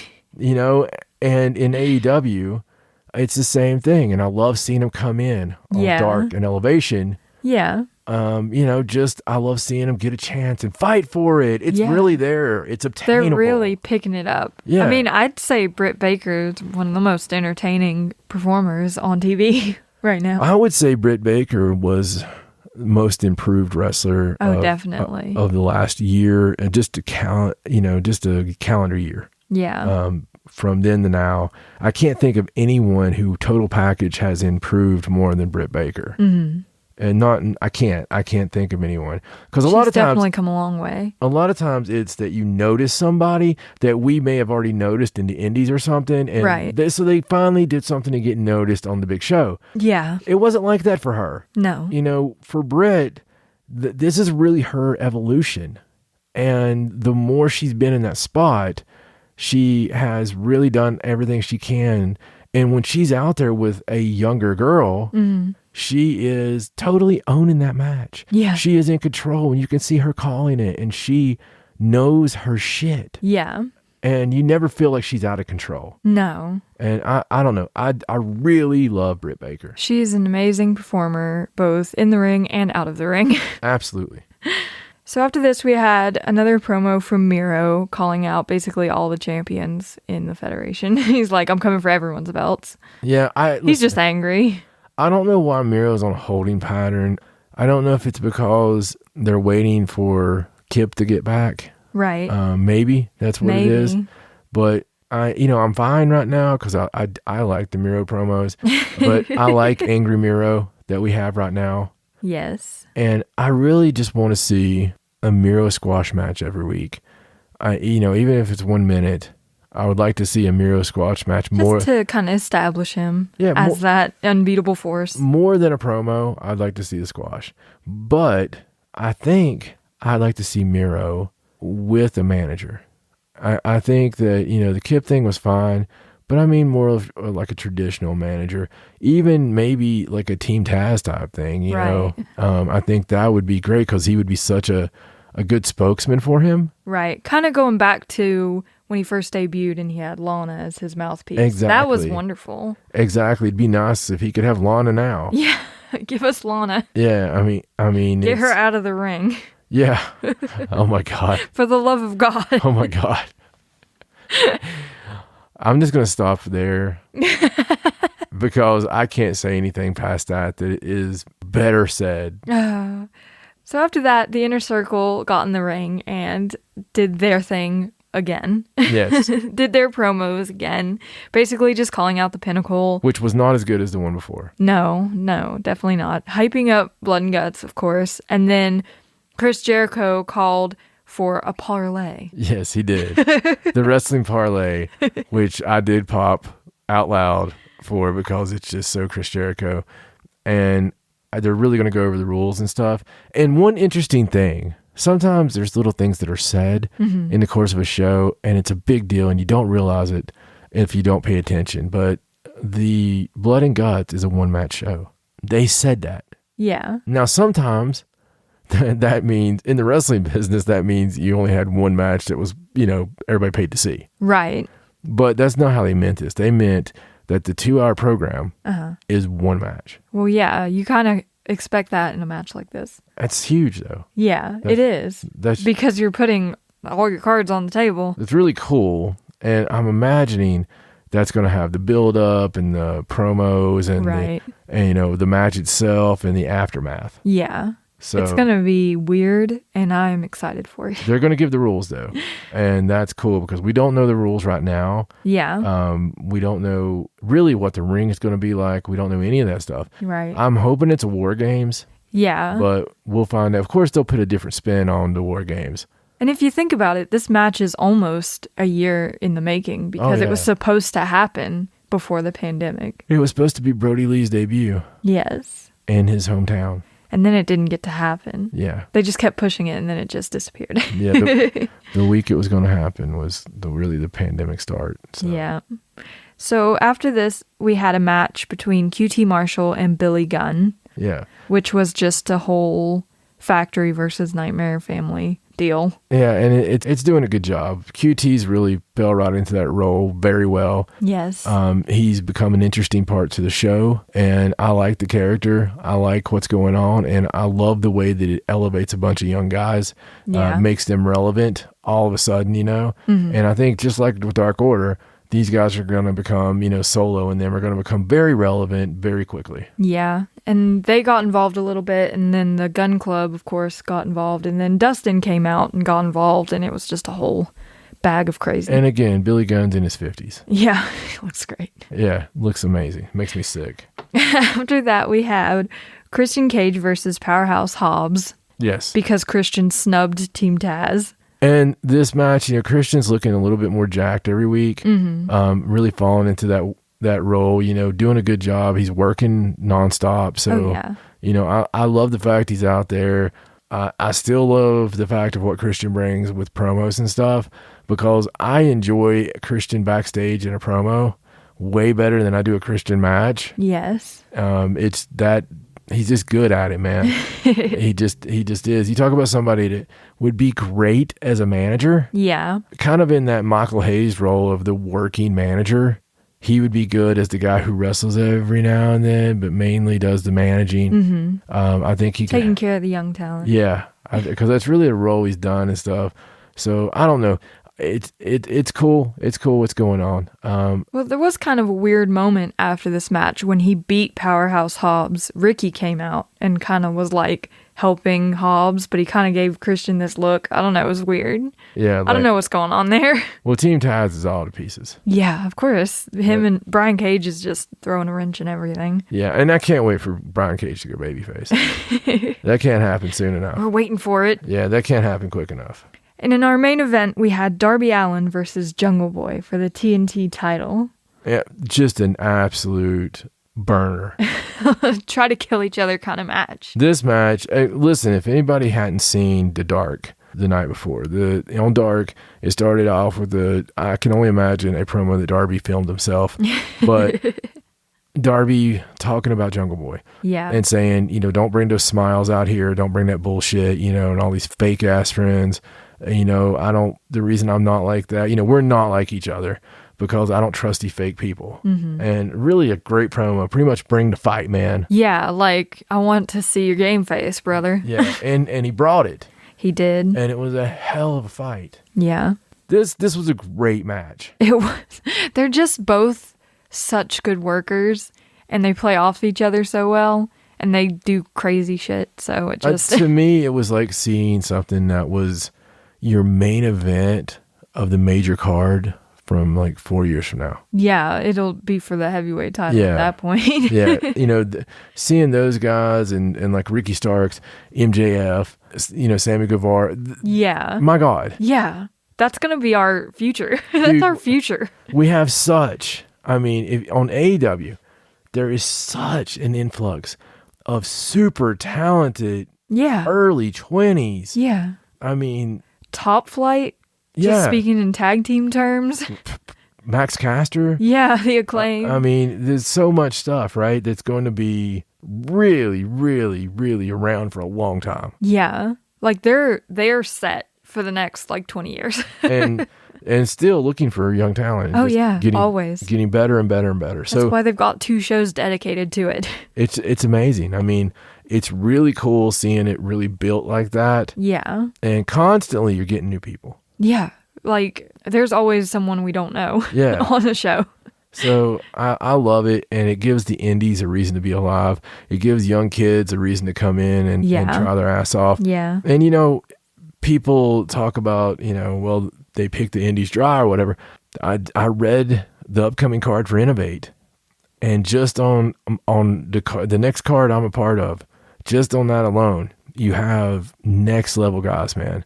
Jaden Newman, just freaking amazing. Gustavo, Jason Kincaid, who should already be there. You have these cats that are just fantastic. Yeah. And, and plus guys that we have that are brand new, School of Morton guys and stuff that are just really good. We're lucky in the area that we're at. I have School of Morton and I have Tom Pritchard School all coming in. Yeah. And so there's a lot of super talented, well-trained people. Yeah. It's the love of Tennessee, folks. It's something we've always had. But AEW, amazing. And, coming up this week, there's going to be some really, really good shit. Already announced for the 28th Dynamite, which is technically the go-home show for Blood and Guts. It's our last chance to hype it up before the big show. We have Penta versus Orange Cassidy. Chris Statlander versus Penelope Ford. Crazy. Which means Kip is going to be back. Yes. So maybe Miro will make an appearance. And then we have an AEW World Tag Team Championship Eliminator match, which I believe means if the competitors win, they get a shot at the tag team titles. Right. They're not going to win. The Young Bucks versus Matt and Mike Sydal. Yes. Stay off the top rope. And then we have the Nightmare Family of Dustin Rhodes, Billy Gunn, and Lee Johnson versus the Factory of QT Marshall, Nick Comoroto, and Aaron Solo. Yes.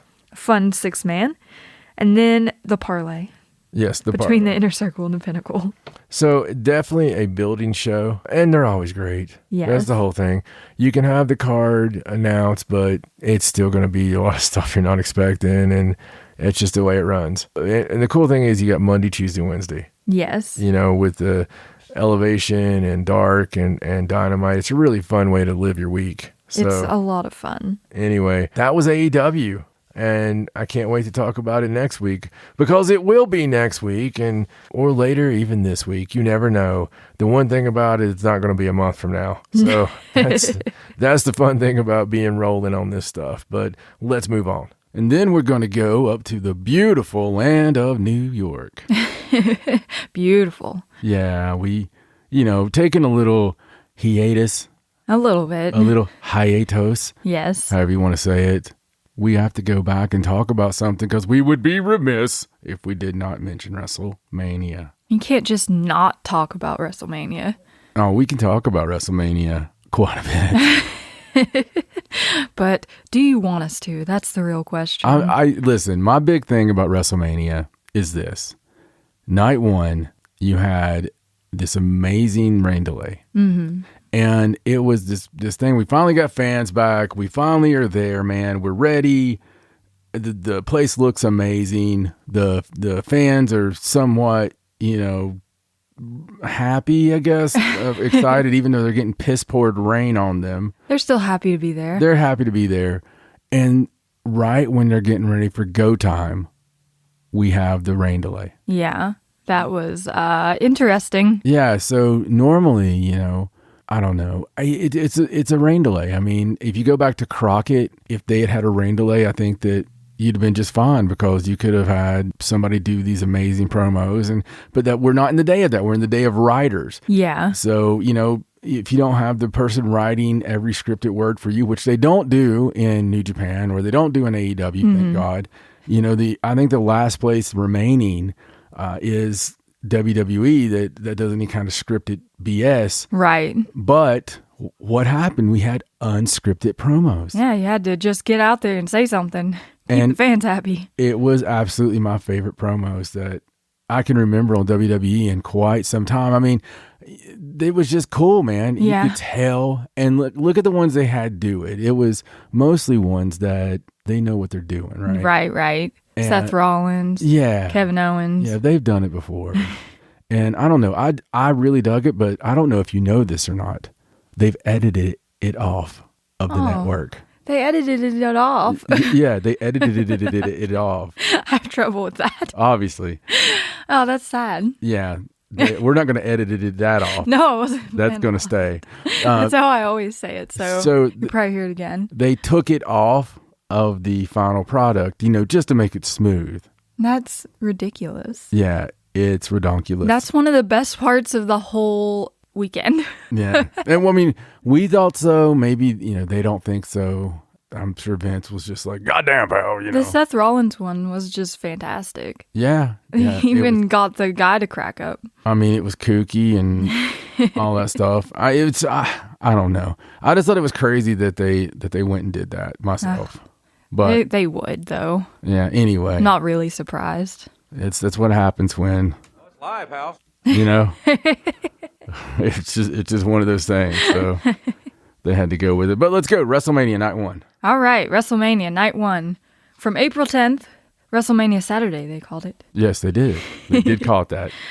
We started off with the championship match. Mm-hmm. Bobby Lashley versus Drew McIntyre. That was a surprise for most people. Yeah, it was surprising for me that they would put that first. Well, yeah, it's surprising in that and surprising in the result. Now, yeah. I've seen some people say, that was a pretty solid match. That was, cool. I didn't feel it ever. No. Not one time did that match connect with me. No. And I'm not trying to be hypercritical. I'm really not. I just didn't have fun during that match. It bored the shit out of me. Yeah, it was your basic match, and it ended how it needed to. Yeah, that's about all we could say. It did. A lot of people were shocked. A lot of people thought, all you heard leading up to this was, well, this is Drew's moment. And obviously, what they've got is Bobby is, going to hold this title for a short time. In history, they would call this a transitional champion.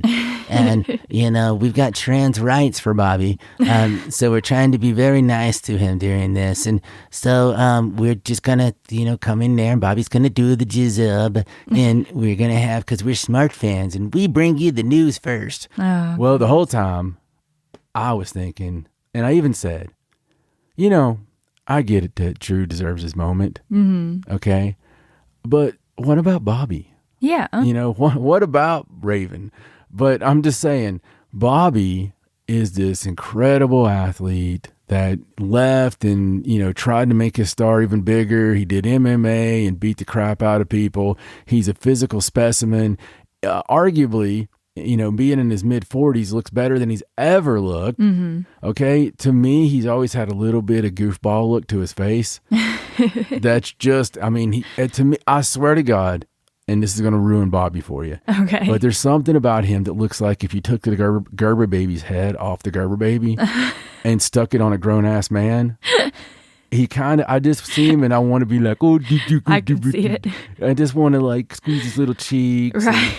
And, feed him with a spoon and stuff. And I don't know why. He just never looks mean to me, no matter how swole he is. Goodness. I'm never going to be scared of Bobby Lashley. Now, people might be like, Bobby Lashley be in front of you. No, I wouldn't. I would be like, oh, hey, Bobby, is he mad? So that's just me personally. He doesn't have that scary, crazy haired, Cactus Jack looking thing, Coco Samoa looking, this guy's going to eat me. He's going to fucking eat my children. Right. It's one of those things. It's not believable. But at the same time, with my personal problems, that's a me issue, not a you issue. Right. With that out of the way, I think the guy's legit. I think the guy deserves it. I think he put his time in. Definitely. And he's been around the block, and why not let Bobby have his moment? Everybody was really pissed that they ended the Hurt Business. Yeah. This was arguably one of the high spots of the past year in WWE during the pandemic era. And on Raw in general. Not only did they end it, they made everybody else a bunch of jizzobs. Yeah. I mean, they completely have been jobbing ever since. But they're like, we don't need you anymore. Yeah. I mean, it's just the way things are. But long story short, I think it's a great moment, and I think Booby deserved his moment. Moving on from that. Yes. Speaking of boobies. Oh my God. Raja with the rare booby joke. The tag team turmoil match. You got me all tongue twisted. You had it right to start with. The tag team match. Basically. That's how they should have advertised it. And don't forget, Saturday night on night one, we're going to have tag team with all the leftover bitches in WWE. Everyone that hasn't got out yet. Except for the fucking smart ones. Except for the ones that we have that we really fucking put over all year and everybody wanted to see. That's right, fans. WrestleMania involving no fucking Bayley, no fucking Becky, and no fucking Charlotte. That could have also been the name of it. Oh, wait. I think that's a little too long for poster. And no fucking Peyton Royce. There you go. Everybody that you give a goddamn fuck about, seriously, the ones you give a goddamn fuck about are all fucking off the show. Fuck WWE. Why do we even fucking go over it? I don't know. Their women's division makes me sad. Shit. It makes me sad. It sucked. Okay? This match sucked. You can fucking tear it apart all you want. It was stupid. It sucked was terrible. Ass. It was blown spot after blown spot. I don't care whose feelings I hurt, and I don't care if it hurts your feelings. Fuck off. Listen to something where they like it. The whole thing is that it was too many blown spots when you're on Wrestle Goddamn Mania. I don't care if they threw it together. They only had 5 minutes. Fuck you. Put me out there in a bra and panties, and I will have a better, more believable women's match where you believe I'm more of a woman than any of these bitches were. and I will put on a good match. Goddamn, grab a hold. I dare you. Okay? It was just a bunch of shit, and it was a bunch of blown spots where they're trying to remember too much stuff. They can't fucking wrestle their way out of a wet fucking paper sack. It was terrible, horrible, a fucking train wreck, and that's the good parts. That's the good parts. The bad parts is I had to sit through this and pretend that I was going to enjoy the rest of it. Right. And we had it built up to one good spot. One good spot. I'm sitting there and I'm looking over and I'm like, Raja, as bad as this thing started and as many tits popped out, I'm actually about to enjoy this because I can't believe I'm saying it because I never gave 2 shakes of a dog's pecker about, Tamina. It's hard for me to even say it. I'm looking at the word and it's hard for me to say it. But they built organically because we know WWE can't actually build something. Right. But organically, they built Tamina to this point where I'm just like, and by the way, Raj is taking a piss during this happening. This was on night 2 during the championship match. I'm sorry. I know. I just clearing that up. I'm sorry. So night 1 and night 2 are fucking. We're grouping these together. We won't have to cover it when we get to night 2. Yeah. So Natty and Tamina won the tag team turmoil match and got the championship match on night 2. Yes. Moving on. So on night 2, they're building this up, and I'm like, you know what? You've got tradition here, and I've always had a soft spot for Natalya. I have. I don't know why. It's just what it is. Right. She wears the colors. Yeah. Okay. She's got the name. And when she gets up there, when Tamina gets on the top rope and she does the I love you with everybody, just like Superfly Snuka. And it's WrestleMania. And I never much liked Superfly Snuka either, because he came off kind of as an artard to me. Like, I felt like somebody needed to probably lead this guy around. And, you know, like the people that have the handlers. Yes. And they go and they show up at your shop where you work, and they walk them around. And you can talk to the handler, but you can't talk to the guy that's sniffing the fucking floor or whatever. That's what Superfly Snuka always reminded me of. Everybody's always like, oh, man, he was brilliant. He walked around like, no, that was him. That was just him. So anyway, I was still excited because, you know, and she's on the top rope and she's never really had any kind of spot, you know, and she does the I love you. And I'm like, she's going to hit the Superfly. She's going to go over. She's going to get the win. Yeah. No.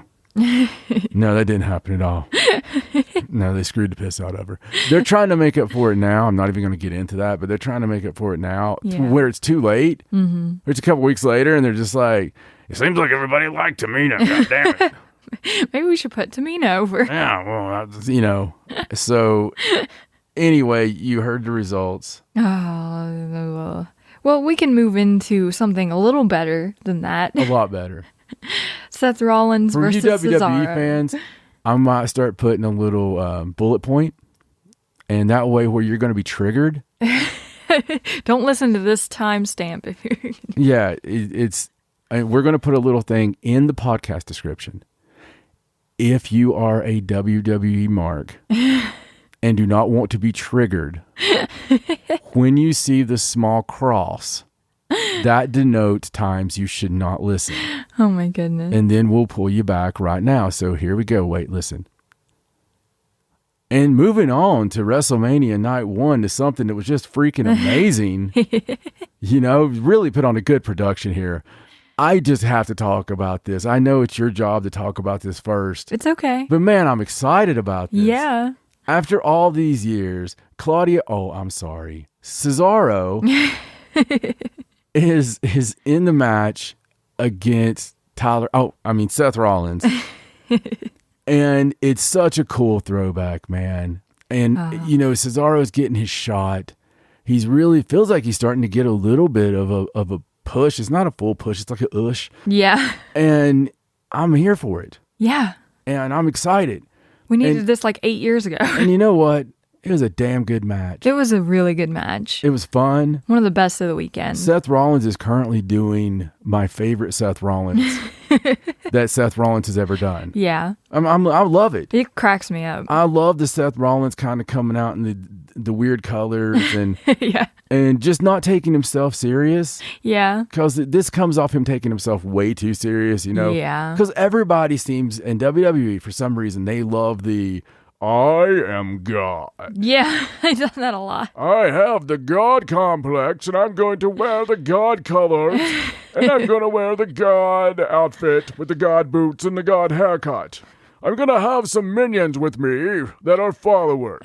You can look at me as a creepy cult that probably touch one another while sleeping.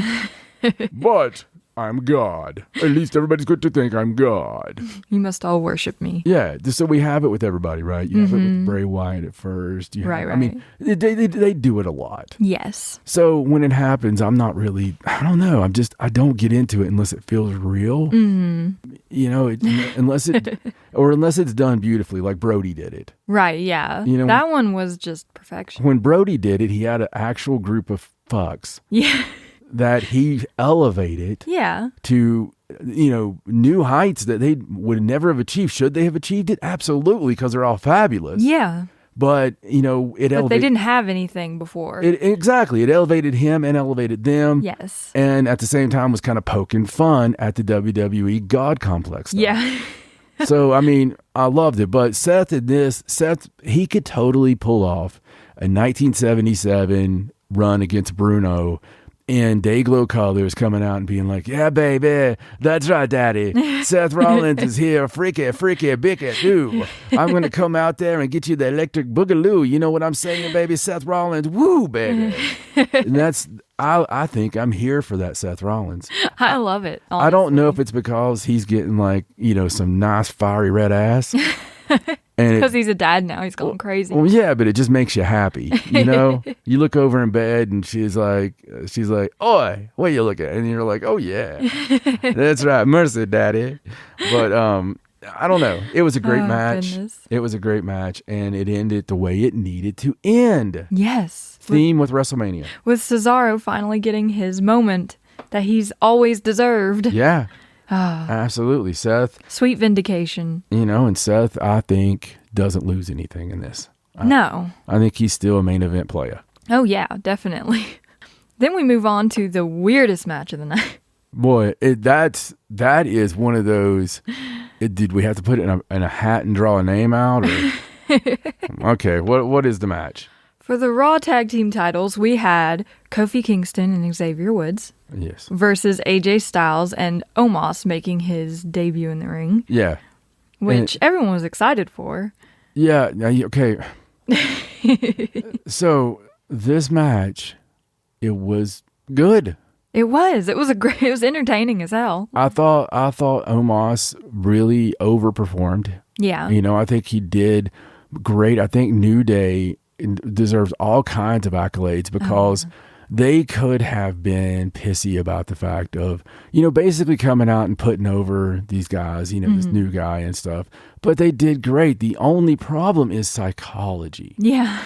We were very confused. So, from a wrestling psychology standpoint, yeah, who was the heels? AJ Styles and Omos were the heels, but it didn't feel that way. No. AJ's trapped in the ring, and he's doing the babyface deal, and he's getting hope spots, and he's you know, I mean, it's really weird. It felt weird, like you didn't want to cheer for New Day because they were being mean. Yeah, they're being mean, they're being cocky and all this stuff, doing the quick tags and all this stuff, and you had AJ taking the heat. There's no way else to say it. He was taking the heat, and he made a freaking hot tag to Omos. We're like, are we supposed to be happy about this? I mean, I swear to God, it was like you're trained as a wrestling fan to pop at certain things because, you know, the baby face is like, oh, is he ever going to get there? Is he ever going to get there? And he gets there, and it's just, wait a second. These are the bad guys. This ain't right. So, I don't know, man. It was cool. It was. He came in there, he devastated everybody. Yeah. They won the belts. Yeah, it was good. it was what it needed to be, and I'm fine with it. Next, we had the steel cage match between Braun Strowman and Shane McMahon. Some people would say unnecessary. I say I'm always down for a good Shane McMahon stunt show. If Shane McMahon's in a steel cage, it's never unnecessary. Yeah, I mean, he's going to fall off something. He took a ridiculous bump. I mean, it was just one of those bumps that you do with your action figures. But you're thinking, man, people shouldn't take that bump. Oh, goodness. And of course, he took the bump. But it's Shane. And they had a little cool spot where Braun, you know, brawns through the cage. And I mean, he completely like took the cage's heat away though. Yeah. Because now it's like, it's not that, you're not that scared of the cage. Right. It's like, oh. If strong enough, one can pull the plastic ties off the side of the cage and rip it you open. know, rip it open. But Goodness gracious. yeah, anyway. So that was fun. Yeah. In a way. but that gets us to maybe one of my favorite matches of the whole weekend. Oh man, this match was so entertaining. Bad Bunny and Damian Priest taking on Miz and Morrison. Yes, and Miz and Morrison once again did everything they could possibly do as professional wrestlers to take care of Bad Bunny and get Bad Bunny to, you know, the ref was part of, everybody was trying their best for Bad Bunny, and you know who was trying the hardest? Bad Bunny. Yes. So definitely doesn't take away anything from how hard he worked to get ready for this match. Dude, he did the Destroyer on the outside. That might be one of the fucking spots of all celebrity matches ever. Yeah. You know? It was ridiculous.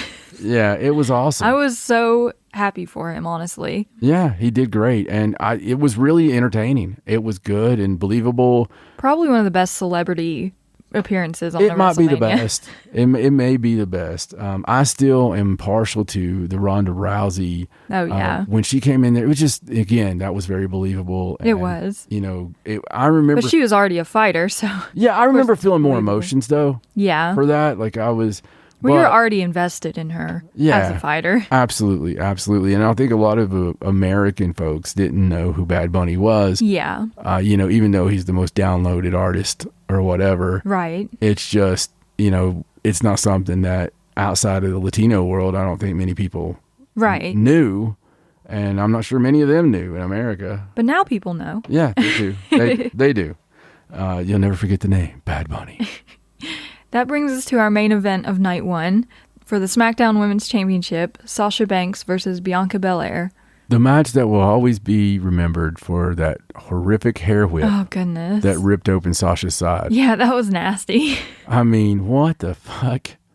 Oh, goodness. That's just, it was memorable. Yeah, and we got a new champion out of it. Yeah, I mean, people want to call it, the greatest WrestleMania main event ever. I don't know. It was a match, and it had a cool ending. Everyone just needs to calm down a little bit. It had a cool ending. I would rather seen Peyton Royce and Charlotte or something like that. I'd actually rather seen Charlotte versus Rhea Ripley in a rematch from last year in a singles match. That would have been nice. With all the story and build up and some blood and all this stuff. But, regardless, it happened, and that was the end of night 1. Yeah, there you go. And we were tired by that point. Right. But then we had night 2. We did. We did. And night 2 started off with fucking your rotten ass. With that box-shaped structure. Yes, the box-shaped structure from hell. Oh, so we started off with Randy Orton versus The Fiend, finally. Yes. And he kind of regenerated into normal Fiend. He didn't wrestle as half-decayed Fiend. Yeah. Thank God.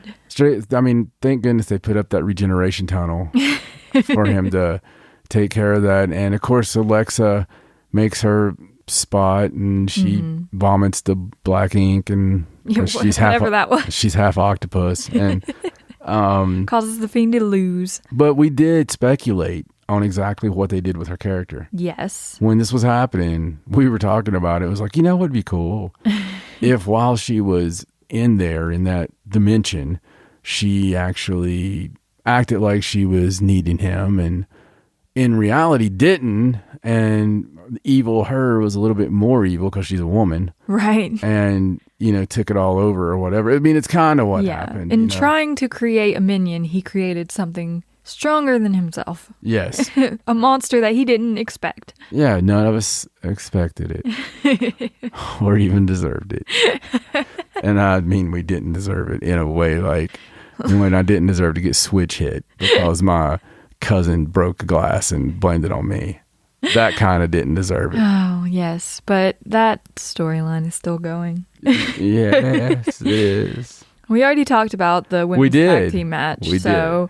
Yeah, Nia Jax and Shayna Baszler still have the belts. So then we get to something else I was looking forward to. Kevin Owens versus Sami Zayn with special guest Logan Paul. Yeah, Kevin Steen and I'm not going to do it. So Kevin Owens and Sami Zayn obviously have a huge history. Mm-hmm. And it was, hopefully going to be played upon quite a bit in this. And this match was cool. It was fine. Could have been better. Yeah, it was fine. So Logan Paul got stunnered at the end. He did. It was fine. He did. So then we had the United States title match. Sheamus and Riddle, and that one ended really stiffly. Yeah, with Riddle getting his mouth busted open. Yeah, Riddle's just become a joke. Yeah. I mean, Matt Riddle had so much upside. He's funny, but it's kind of disappointing after watching him kick ass on the indies for so many years. Yeah, I mean, I just don't know if he ever comes back as a long-term world champion with this character. Yeah, with I'm in the freaking special class and I have to wear the rubber pants. Let me ride my scooter around. Yeah, I mean, oh Jesus, it's just bad. It's just bad. No, you're really not a fan. No, we all know he's a stoner. You don't have to tell us. Yeah, I mean, not just go play off the badass part, not the stupid part. Oh, let's see. Goddamn, he likes to smoke weed. So let's make him a weed. Let's make him marry Joanna. I'm surprised they didn't do that. Yeah, no. It's, okay. Oh. So, Intercontinental title. Yes, we had a Nigerian drum match between Apollo Crews and Big E. Where not a single drum was beat. No, none of the drums were even used as weapons. No. It's like they had a deposit on them or something. I think to return them after. I think maybe the Nigerian drum part was you get disqualified for using a drum. Oh. That's what I told myself. That would make more sense. We're just going to pretend that's how I slept that night. So, since it was Big E's hometown and not his match, he lost. Of course he did. But it was also establishing the new Nigerian prince himself, yes. Apollo Crews. Yes. And his Nigerian accent that happened after a car wreck. I wish they'd at least done a car wreck. You know? Something that hit his head. Because they could have had so much drama. They could have been like, well, Apollo Crews was supposed to be here for this match, fans. I don't know what happened. He seems to be late. And then this just in, there was a car wreck and he's at a medical facility. But we don't know what's happening beyond that. And then they visit him the next week and they're like, Apollo, we're just wanting to show up here at this medical facility to make sure you're okay. And he just starts talking like that. And they're like, oh my God, they call this blah, blah, blah. And it happens to, 1% of the population. That would have been more believable than him just showing up with a Nigerian accent. Yeah, just because he did Ancestry DNA. I wanted to do something where they update his Ancestry DNA and find out that he doesn't actually have any Nigerian in him. He's like Haitian or something. Yeah, it's just like, or they find out that he's Jamaican. And he's like, yeah, man. And Kofi's like, huh? Yeah. It's like Kofi gets reminded. That would be cool because I miss Jamaican Kofi. Oh, goodness. And we just let that happen, don't we? We just allow it. We do. It's just okay. We can't do anything about it. We're powerless. We just let it happen. Oh, God. So the co-main event was the Raw Women's Championship match. Asuka versus Rhea Ripley. Yes, Asuka and Rhea Ripley. So what happened in that match, Raja? Rhea Ripley won.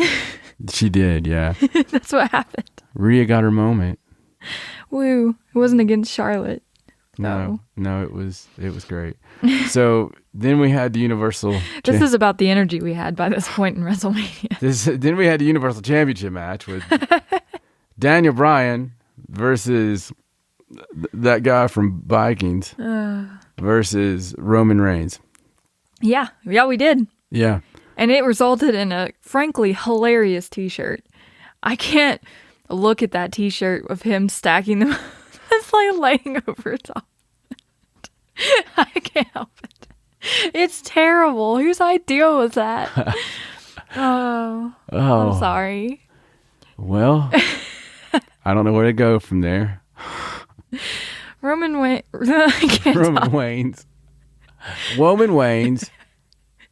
Roman Reigns won. He kept his championship after help from everyone in the entire arena. Yes. Yes. And that brought us to the end of WrestleMania. Oh my God. Whew.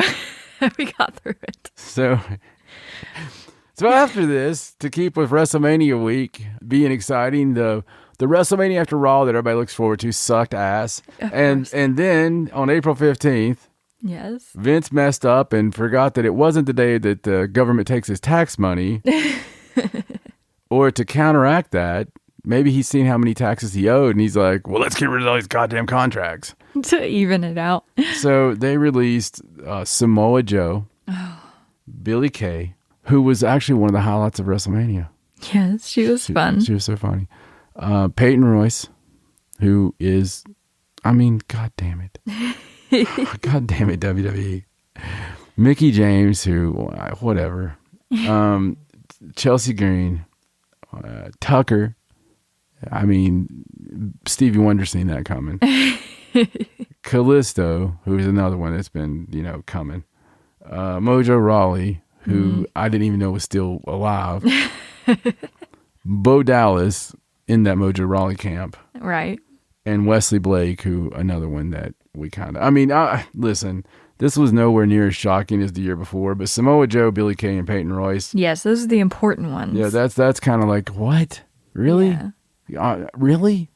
You just kind of handed them over to everyone else. I can't believe the Iconics got released. I know, but they can get back together now. Yeah. Somewhere else. They can. It's just in 90 days. Yeah, it's just weird to me that they got released out of anybody. So. Yeah. But to keep up with the good relations and the PR that is WWE, we have the Mickie James incident.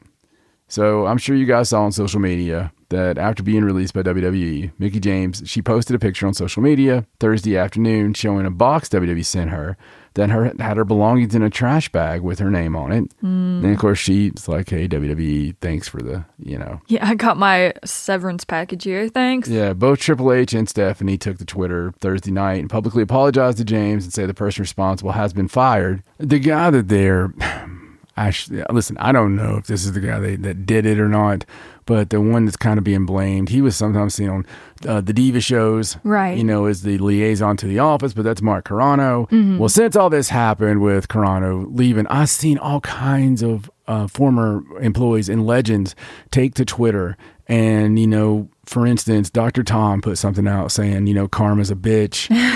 And... so I don't know if this My guy, goodness. I don't know if this guy was Satan incarnate. Right. But undoubtedly there was a lot of people. He definitely didn't have a good reputation. A lot of people that didn't like this son of a bitch, including a woman by the name of Deborah Simmons, who apparently was Carrano's ex. That's never good. No. They know the intimate details. So she took to Twitter and she took to Reddit first and chronicling some things that maybe WWE might want to know. And I'm not going to get into all the accusations and stuff that she made, but except for the best one. Hey, WWE is, I think how she termed it. Mark stores, basically stolen title belts from WWE under the bed in the guest bedroom in his West Haven house. So... oh my goodness. Just old belts. You gotta wonder, okay, because WWE probably, just like the libraries, have quite a few title belts from the past and stuff. Yeah.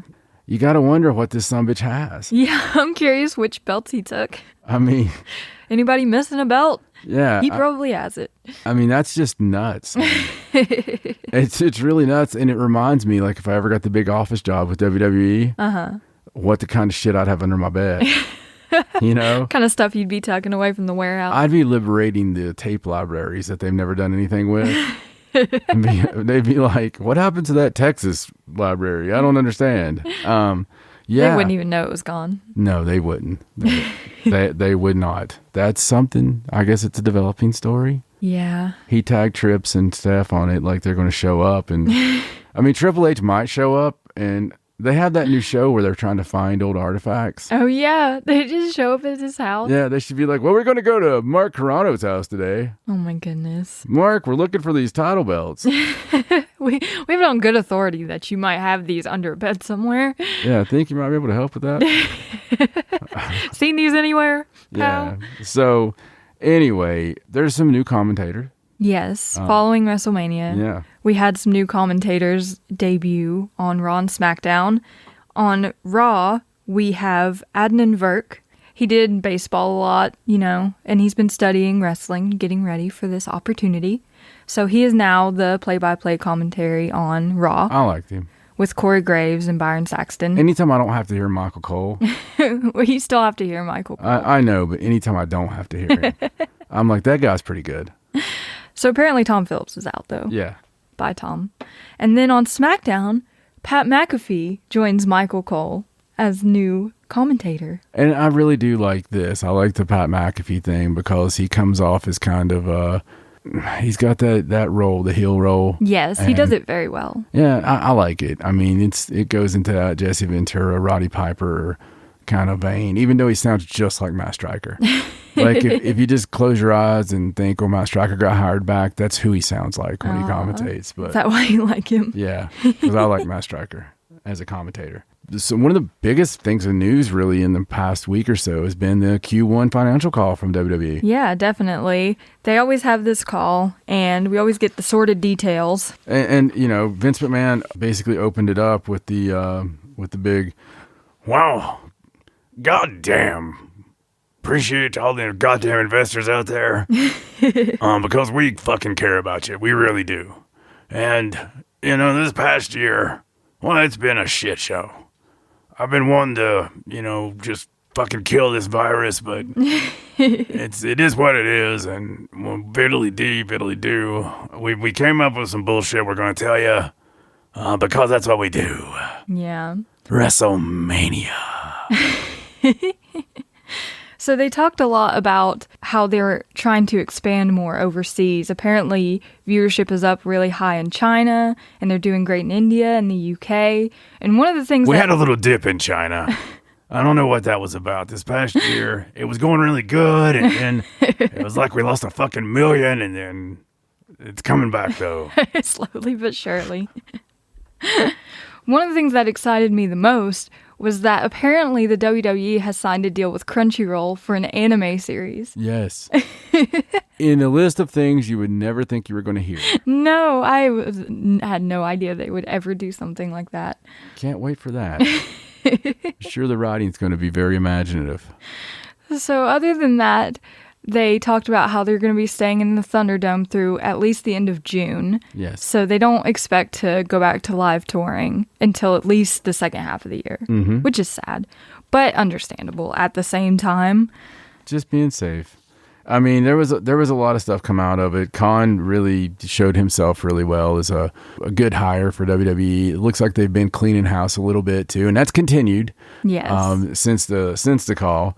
But, that's to be expected. They do that every year, but especially with some of the network changes, and of course going to fucking Peacock, which is still terrible and absolutely is horrible in trying to just do anything on, and they don't have up all the good stuff yet. So other than that, what was some of the other notes? Well, some of the other stuff they talked about was continuing the NFTs because they own most of their intellectual property, so they're going to lean kind of heavy into that, and they're pretty excited about it. Right. Money. So as a little lesson for all you fine folks out there in folk world, NFT is a non-fungible token. And yes, the word is fungible, something like that. But an NFT is taking over the world really quickly because, well, I would like to say, that old saying about a fool and their money? Yes. Yes, they're easily parted. So it's proof of ownership, and it's blockchain, okay? Right. So it's a digital proof of ownership, basically. It's something you can't hold, So think of it like trading cards. Okay. If you own the original or, an original trading card, it's really cool. There's 1,000 of them or something. Right. Imagine having one. Okay. That was made. Okay. And that's yours. And there's a proof of that ownership. And so hence it's worth a whole lot because. Right. And it's basically, I evaluate worth with how much you're willing to pay for it. Mm-hmm. Okay. So I will say that 1,000,000 times because I'm always going to feel that way. Right. And as a collector of things, I've seen things go from very expensive and desirable to fucking not. Mm-hmm. Okay. And a lot of times you want to sell it while it's hot. Yeah. Because it'll just go away. But I love collecting things. I don't see myself getting into the NFTs because of the whole digital aspect of it. And as soon as a big sunspot comes and a coronal mass ejection kills every satellite, nothing's really worth. I still like tangible things. Yeah. I like being able to hold shit. Yeah, you want to be able to have it in your hands and know that it's yours. I mean, as fun as, Pornhub is, there's still something better about like physical contact. Right. I don't know. It's and to relate it like that is probably, well, no, that probably makes the most sense. But here's some for instances, and the amounts might not be completely correct because I'm not looking at it. Right. But Logan Paul sold a couple of NFTs of short little videos, and one went for $17,000. Wow. Easily and quickly.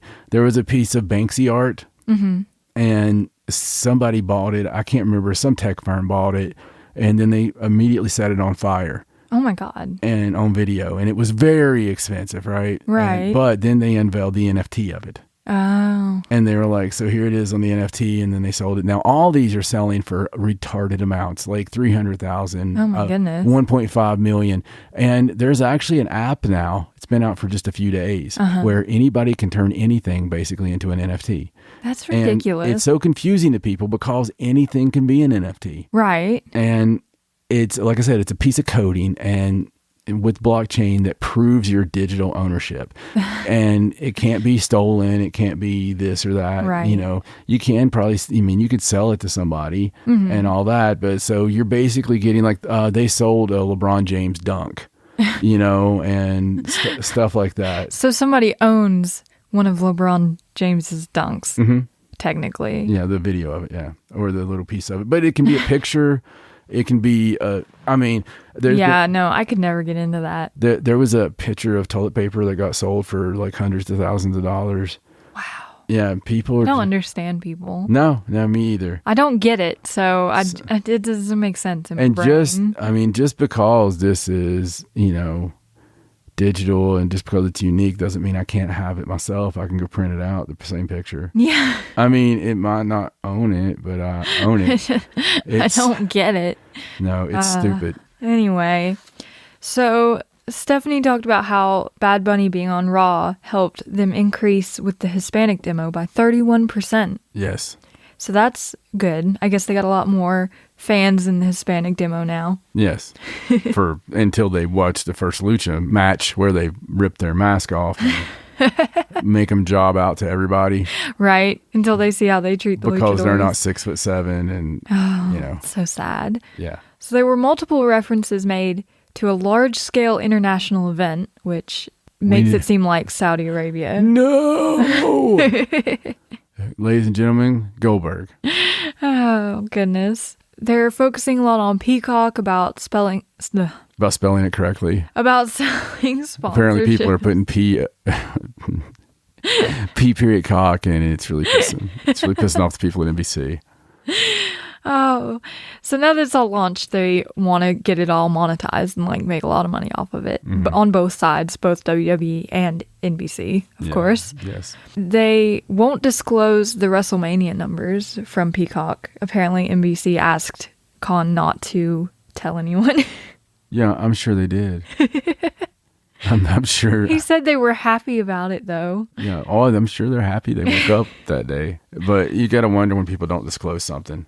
Oh, goodness. And, you know. Of course, they addressed the AEW NXT thing and were like, well, everything has to be a competition. And yeah, because that sounds nothing like what it sounded like at first.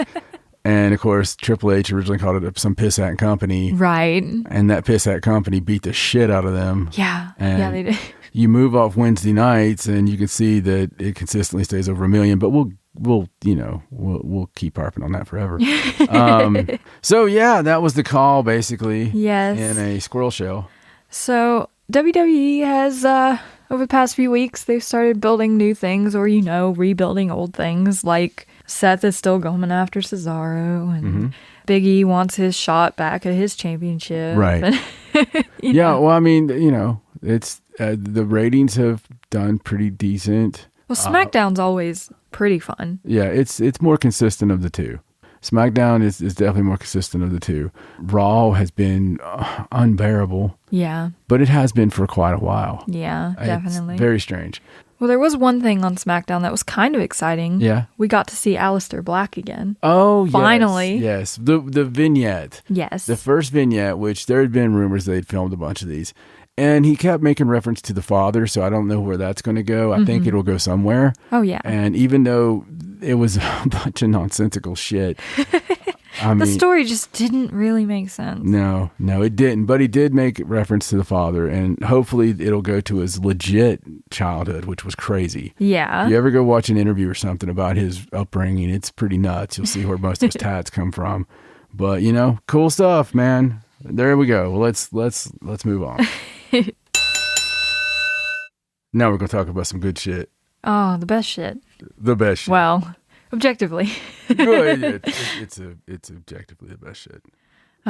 New Japan. New Japan Championship. New Japan Championship Wrestling. There's been a lot going on in New Japan. There has been quite a bit. I think we should go all the way back to 4 of the 4. Yes, we're going all the way back, taking a little journey back to Sakura Genesis. On April 4th. So a few things of note happened. Yes, they did. At this show. Mm-hmm. Just a few. Just a little. Tidbits. Little bitty bit. starting with the new member of the United Empire. Which I would never have thought I would be here for. No. So Aaron Henare, Yes. formerly known as only Henare. That Henare, the tongue licking.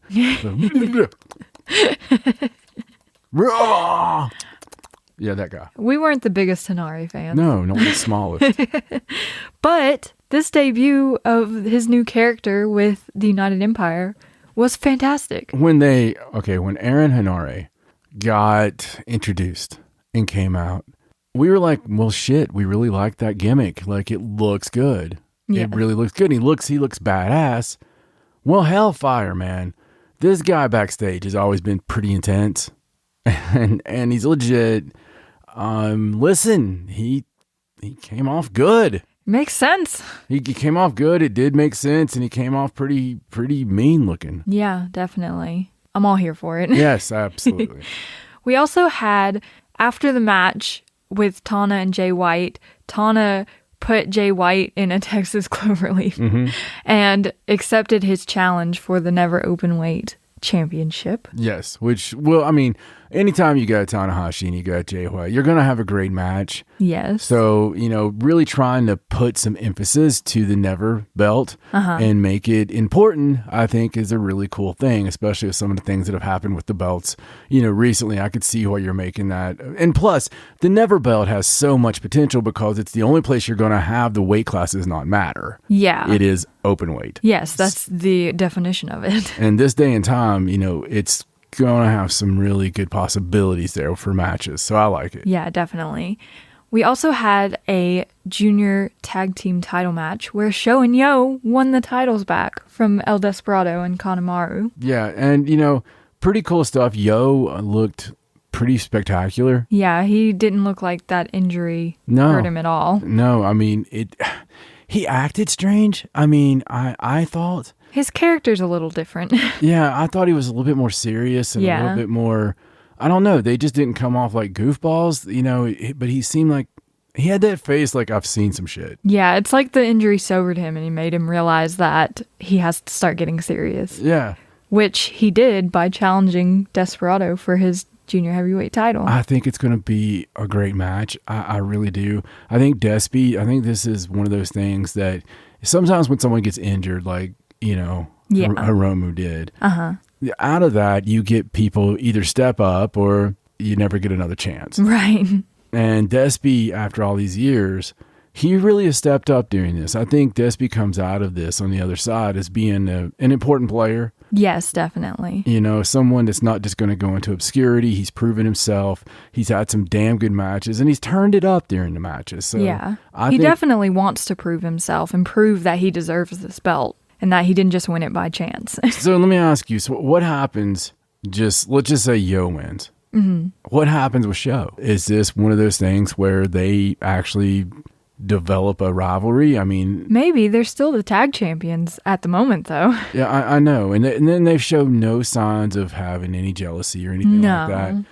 But one would think that Sho is kind of upset because, okay, listen, Sho has been the guy who's had all the money put behind him, right? Mm-hmm. He's the heir apparent. He's the one that really should be showing something. He's kind of the Sonata of the babyface, of the non-affiliated, I guess. Right. But it's that same vein for me. Like, Sonata should be way more than he is. Right. And by this point, Sonata should be part of a huge heel faction of pissed off people that aren't getting a push. That's just the basis of the faction. Yeah, well, I mean, it can happen. It could. I made a faction one time based on the guys who were too dangerous to book on cards. There you go. And because we had all got that dangerous line tagged to us of guys that were, irresponsible and started fights in locker rooms and might not show up. And the funny thing was, we put it together, had the best debut ever. This was for Innovate Wrestling. And we put it together and we all take these great pictures afterwards. And all the fans are just so excited because it's all these exciting, dangerous guys, Thorne and Darkstorm. And, it's all these guys. And then we all no-showed the next event. The only person left was the one person they put in the group that we didn't ask for. Right. And so I'm not going to say any names, but the one person that got put in there was kind of put in there from the office. To And, keep you all, well, to handle you. as he said, to have the one person that might show up. And the funny thing was that motherfucker was the only one that showed up on the next show. Oh, man. And it's not because I'm unreliable. It's really not. It was a weird time for me. Yeah. Out of all my career, I've been back with that company for 3 years and never missed a date. Yeah. It's I'm big on respect and stuff. And just to tell you the truth, there was this son of a bitch named Brian Michaels who looks as bad as Shawn does now. And he always liked to look like Shawn Michaels because he's somewhat like, when this kid was 25, he looked like Michael Hickenbottom at 55. He had like the wonky eye and the receding hairline and all this shit. And he's the drizzling shits. So he came out to manage during the same match I was managing in one night and completely pissed me off. I wanted to kill the motherfucker. Management did nothing about it. So I was like, fine, let's let that motherfucker manage. And that's just the Jim Cornette in me. And it wasn't that he was managing the other team. He was trying to manage your team. Yeah. At the same time. Yeah, doing things I was telling him not to do and stuff. And listen, the whole thing was I had been asked not to start any backstage fights because we don't, quote, don't do that anymore. Right. End quote. So I didn't. But that's just a little funny side note. Sometimes factions are formed of cool things. Yeah, that would be cool. Because then they would all get pushed. And Yeah. what's the faction for now? Wow. Oh, goodness. So in the main event of Sakura Genesis, of course, we had Will Ospreay challenging Kota Ibushi. Wait a second. On the notes, did you spell Osprey correctly? No, I didn't. Okay. I didn't think that was it. I typed them pretty fast. I thought my whole life had been a lie. No, it's EA. Yeah, okay. Normally. I thought it was Osprey. Hey! I spelled it right later on. Okay. It's fine. All right. Just pretend it's right. All right. So we had Will Ospreay taking on Kota Ibushi for the IWGP World Heavyweight title. Such a surprise. Yes, a surprise in that Will Ospreay won. Yeah. So, listen, guys. I kind of liked the Empire. Seriously, kind of. Yeah. I tolerated the idea of the Empire. I was kind of okay with it. I didn't think that he being pronouns pal. I don't think that Will Ospreay should have, kicked the fuck out of B or stunned her or what the hell ever he did. Yeah, that was weird. It was weird. It made me feel awkward. It was a great show, and then I felt kind of weird about it. Yeah. And of course, I went back and forth with everybody over this. It's not, I'm not upset in that way about it. We understand his motivation to do it. Yeah. We just didn't understand why they needed to do it. No, nothing's more important to me than the title. I get it. Okay, so he made that point. So he wins the title right after the goddamn week. A few days after Kota Ibushi has the ceremony. Yeah. First defense. Yeah, he gets all this heat.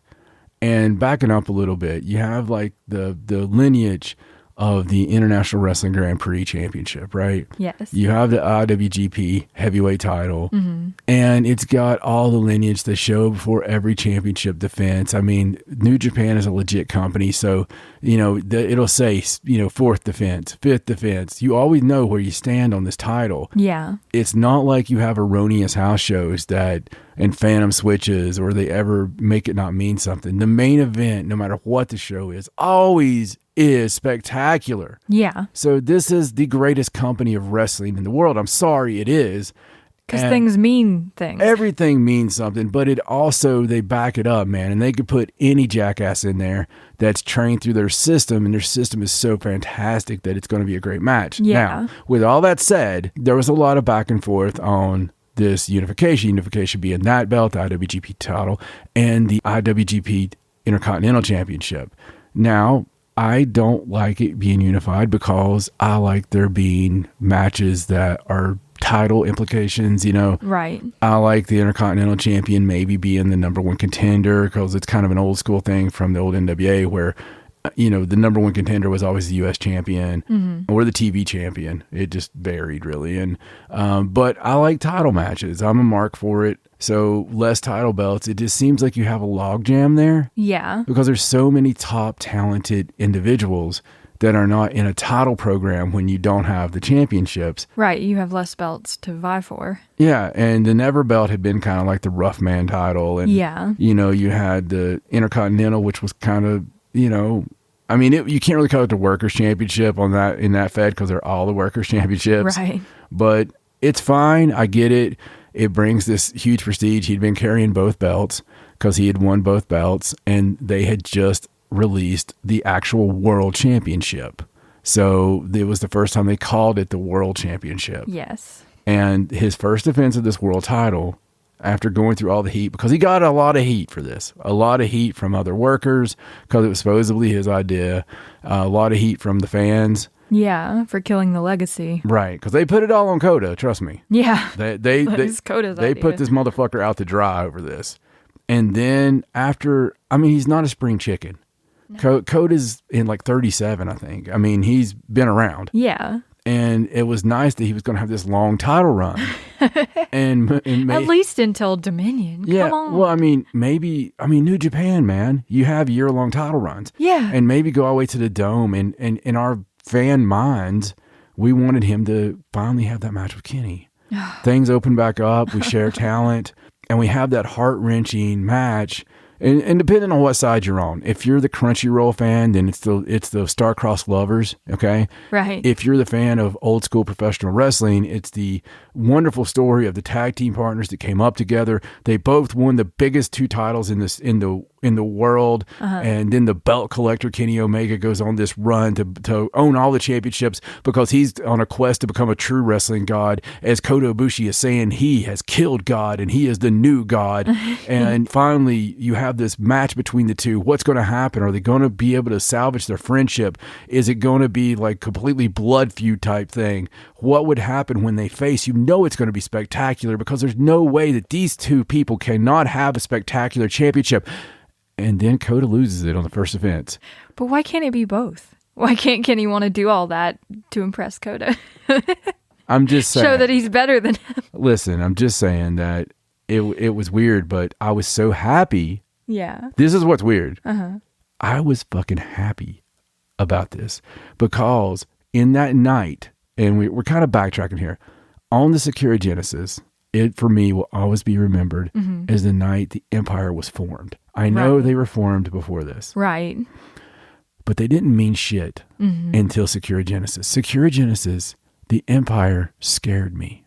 Right. And to be able to scare me, someone who's been in the business for 20 odd years and somebody who's watched his whole life, somebody who can go out here and have a fight with an individual and not really be scared about that fight, whether I get my ass kicked or not. Right. But when I seen Jeff Cobb, who had never been shit, okay? I know Olympian and all this stuff, you know, with shot put out his ass, what the fuck ever, I don't care. He's a big son of a bitch. Yes. But he's never been market. It's always been that role of, and Jeff Cobb, you know. And tonight we also have Jeff Cobb, and you're happy about it. Like, you don't feel cheated that Jeff Cobb's on your card. Right. But it's just that. But you're not like excited about it. Yeah, it's that other indie top name guy that you're like, oh, hey, and Jeff Cobb's facing shit fucker. And it's never been that thing where you go out of your way to go find a Jeff Cobb match. Right. There's never been a single time that I have really popped a heart on because I was going to get to see Jeff Cobb face somebody. Like I've popped it for, you know, oh my God, Kenny Omega is going to face this guy. And you know that match is going to have something you remember forever. Right. So the only other kind of people other than great workers that have done that to me would be your Bruiser Brodies and your Terry Gordys and your Stan Hansons and all these guys from the past. Your Ishis. Yeah. I get excited every time there's an Ishii match. I don't care who it is because I know he's going to beat the snot out of somebody. And he's going to get the shit kicked out of him. Yeah. So Jeff Cobb still yet, even though they would put him in these matches, the matches would all be passable. But there was something about his character that was somewhat vanilla to me. Yeah, definitely. That changed. There's this moment when Kota gets defeated. And Jeff Cobb is pissed about Kota from previous things. And he's just angry at Kota Ibushi. this shit happens in the ring. If you go back and watch it, watch after Will Ospreay wins the belt. Mm-hmm. And a dead Kota Ibushi's laying there. I mean, he's just fucked. He's just dead. And Jeff Cobb has this look on his face. This look that can only be described as a look they show sometimes when you're watching a true crime thing. And they show somebody in a courtroom. And you're like, oh, that's the eyes of a killer. Yeah. That's the eyes of a murderer. And he had those eyes. And he just looked so pissed off. He did. And something about his aesthetic and his look ever since being part of the Empire, and especially starting with Genesis. Yeah.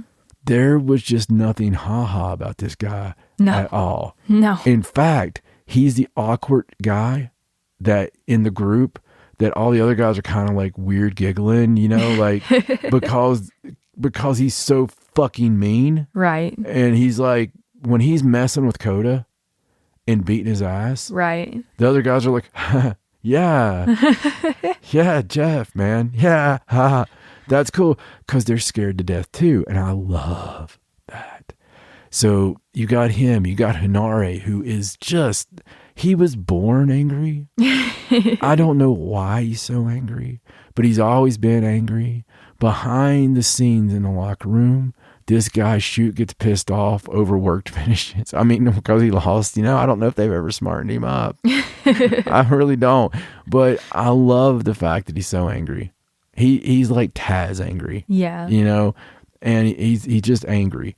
Will Ospreay, the consummate worker, he's turned himself. I listened to this old piece of audio from like 2016, and they were talking about Will Ospreay and Ricochet, and they were like, you know, could they be workers on Crockett in the 80s? You know, could they? And there was stuff about their work that was like cool, but you know, they were saying, well, it's misplaced and there's too much and all this. This guy completely changed everything. Every conception anybody had of him, he changed it. He can still do the high spots that are better than any high spots that your dad can do. Uh-huh. He can do better, but he also can slow it down. He can tell a damn story. Mm-hmm. He has the psychology, he has the facials, he has the size. Yeah. And I think he's a believable, awesome asshole champion. Yeah. So definitely that. As far as a group, I would be remiss if I missed talking about Okan. You know, Great Okan, who we were there live to see his debut in America as Great Okan. That was a cool thing now. Yeah. To look back on. I hope it gets cooler with time. You know, but I liked it from the first just because I was a big Killer Khan fan. Right. And not that I was wearing a Killer Khan t-shirt. I like to watch Killer Khan get the fuck beat out of him by Terry Gordy and stuff, you know. But Killer Khan was that kind of thing. Okan has become like this cool mouthpiece thing for the Japanese people. Yeah. For the group. But he's got like some cool gimmicks that have also just kind of happened. Like when the mic didn't work one time, he just started screaming because he's so loud. And now he just does that. But he's also got this thing about him where he's believable. Yeah. Like there's something wrong with him. they're very believable. They're one of the most believable, dangerous factions that I've seen in forever. Yeah. And definitely in New Japan. Yeah, I love the Empire. Yes, me too. I really do. They just came out of nowhere, and we needed them. Yeah, definitely. There were too many baby faces. Well, we've had injuries. We've had injuries. We've had, you know, New Japan and all the Japans have made their name over the years with us Yanks. Yeah. For having some of our talent that's always been on the cards. Right. You know, you've always had the tours with the Americans. Right. And or the Brits or whoever. And they've not had that chance to do that for the most part. Yeah, because of, you know. Because of that. And, you know, so really being able to develop these stars, when it does open up, it just, the possibilities now are endless. That was my big thing about it, man. Just what do you think overall about the group and about Genesis, really, about the title change? Well, I think it's really interesting. As far as the title change goes, I am excited about what's going to happen because there was a point in the match where Kota was about to take it to that next level and become Murder Ibu, as it has come to be known. But Will Ospreay shut it down. He never got a chance to take it to that ruthless aggression that he's Ruthless. known for. Aggression. So that could have contributed a lot to why he lost, because he just didn't get to that mindset. Absolutely. But now you have this frankly horrible person Yeah. in character with the belt, this brand new belt. And it's just, who's going to be able to take it off him at this point? Yeah. And we have a few challengers, obviously, because Will called out Okada after the match. Which this was a magical moment It was. in New Japan lore. I really, because they had fun. Like it was serious, Yeah. but they had some fun with it too. Yeah. I feel like Will feels that he still needs to beat Okada one-on-one Yeah. to truly be the world champion. Like, he's still got that chip on his shoulder from being in Okada's shadow for so long, and he's not going to feel okay about it until he finally gets that win. Yeah, and speaking purely in kayfabe here, Will Ospreay hates Okada, but he admires and loves Okada. Right. And it's totally that father thing, even though the age is similar or Will's older. I mean, they're really close in age. Yeah. Maybe Okada beats him by 2 years, maybe. I don't know. But, Okada had all the pomp and circumstance around him and behind him, the promotional machine behind him. And even though Okada's been dealing with the back injury and stuff, he's still Okada. Yes. And his name will always be there. He's a Tana. He's earned his spot, and he is still fucking young, man. I mean, he's still got so much left to go. Especially in Japanese terms. Right. I mean, he's still got so much to go. So you're right. I think Will Ospreay has to have that win over a healthy Okada, though. That's the thing. If we have the match, which we're having the match, they've already put, well, as long as Will keeps it. Yeah. But they've already put that Okada's going to be in the title match at the Tokyo Dome. Which I thought was crazy. That it's where he belongs. Well, I mean, how did he earn that? I guess it's just what they thought made the most sense, because whoever wins this next title match is going to face him at the Tokyo Dome. Did he? I'm just asking. Do we know if he won a qualifier or no? They just said it. That's just how they set the match. That's not New Japan at all. Not really, but it gives him time to recover at least. Yeah. But of course, while he was talking to Okada, Shingo came out to the ring because Shingo beat Okada in the New Japan Cup. Yes. So he thinks he deserves. My gosh, Shingo. Jesus Christ. I love Jesus Christ. I love Shingo. He thinks he deserves the match first because he beat Okada already. So Will was like, all right, I'll beat you and then I'm coming for you, Okada. So first we're going to have Shingo versus Will Ospreay for the IWGP World Heavyweight Championship. Which makes you think that Shingo don't have a chance in hell. Yeah. That it does kind of give that impression. Yeah. It'll still be a great match, though. But I'm telling you, everybody thought that about, like... We had that thought before this match. The betting odds, okay, of Coda going through all that crap and then having the match with Will, you just kind of expected Coda to win. Yeah. I mean, come on. Yeah, I definitely expected Coda to win. So what if Will is a transitional champion for Shingo? And then Shingo goes on like a 2-year run. I'm just saying, Shingo and Ishii had the 2 best years out of any 2 performers last year in Japan.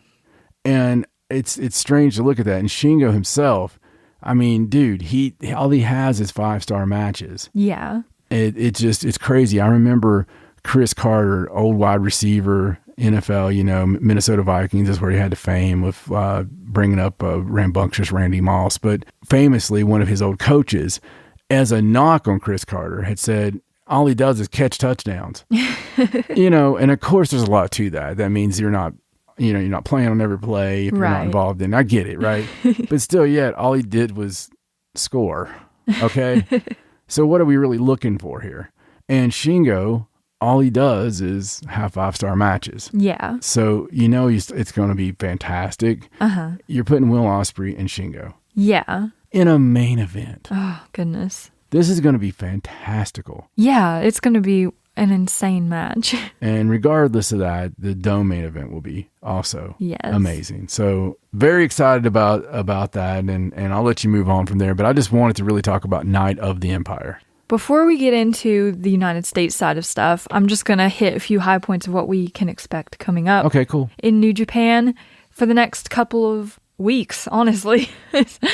It's all coming up really fast. So in the middle of the road to Wrestling Dontaku, we have 2 shows called Wrestling Satsuma no Kuni. And it's a 2-night event on April 28th and 29th.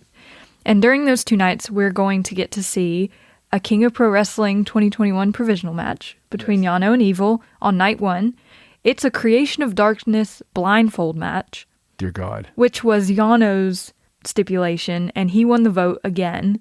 Of course. Out of almost 30,000 votes cast, he barely eked it out at like 51% of Oh my the vote. God. So, Evil got a lot of the international vote, but Yano's a big favorite over there in Japan. So, he gets a lot of the vote there.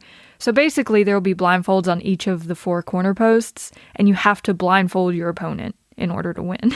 That's weird. It's silly because it's Yano. Yeah.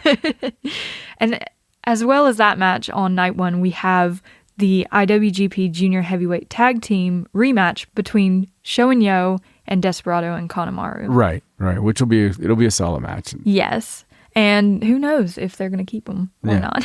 Nobody. So on night 2, it's headlined by a pair of special tag matches. So the main matches of that night are Naito and Shingo versus Okan and Ospreay, setting up that championship match. And we didn't even talk about the fact they jobbed out LIJ. Yeah. I mean, totally jobbed out LIJ. Yeah, like they didn't even exist. To the point that, speculation-wise, I'm hoping that the jobbing of LIJ, and especially the jobbing of Naito lately, is leading to almost. Yeah. I'm really You hoping. want La Sombra to come in and take over his faction. Yeah, I want La Sombra to show up and be like, what are you doing?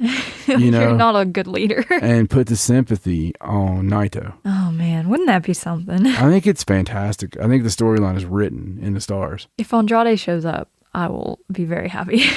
Yeah, me too. So the other match that night is Tana and Kota versus Hanare and Cobb. Yeah, which 6 months ago, again. Right, you would have been like, who cares? Yeah. But that Kota and Cobb stuff is just fire it's right now. It's going to be great. So after that, we have the big 2-night Wrestling Dontaku on May 3rd and 4th. And the cards for those have already been announced.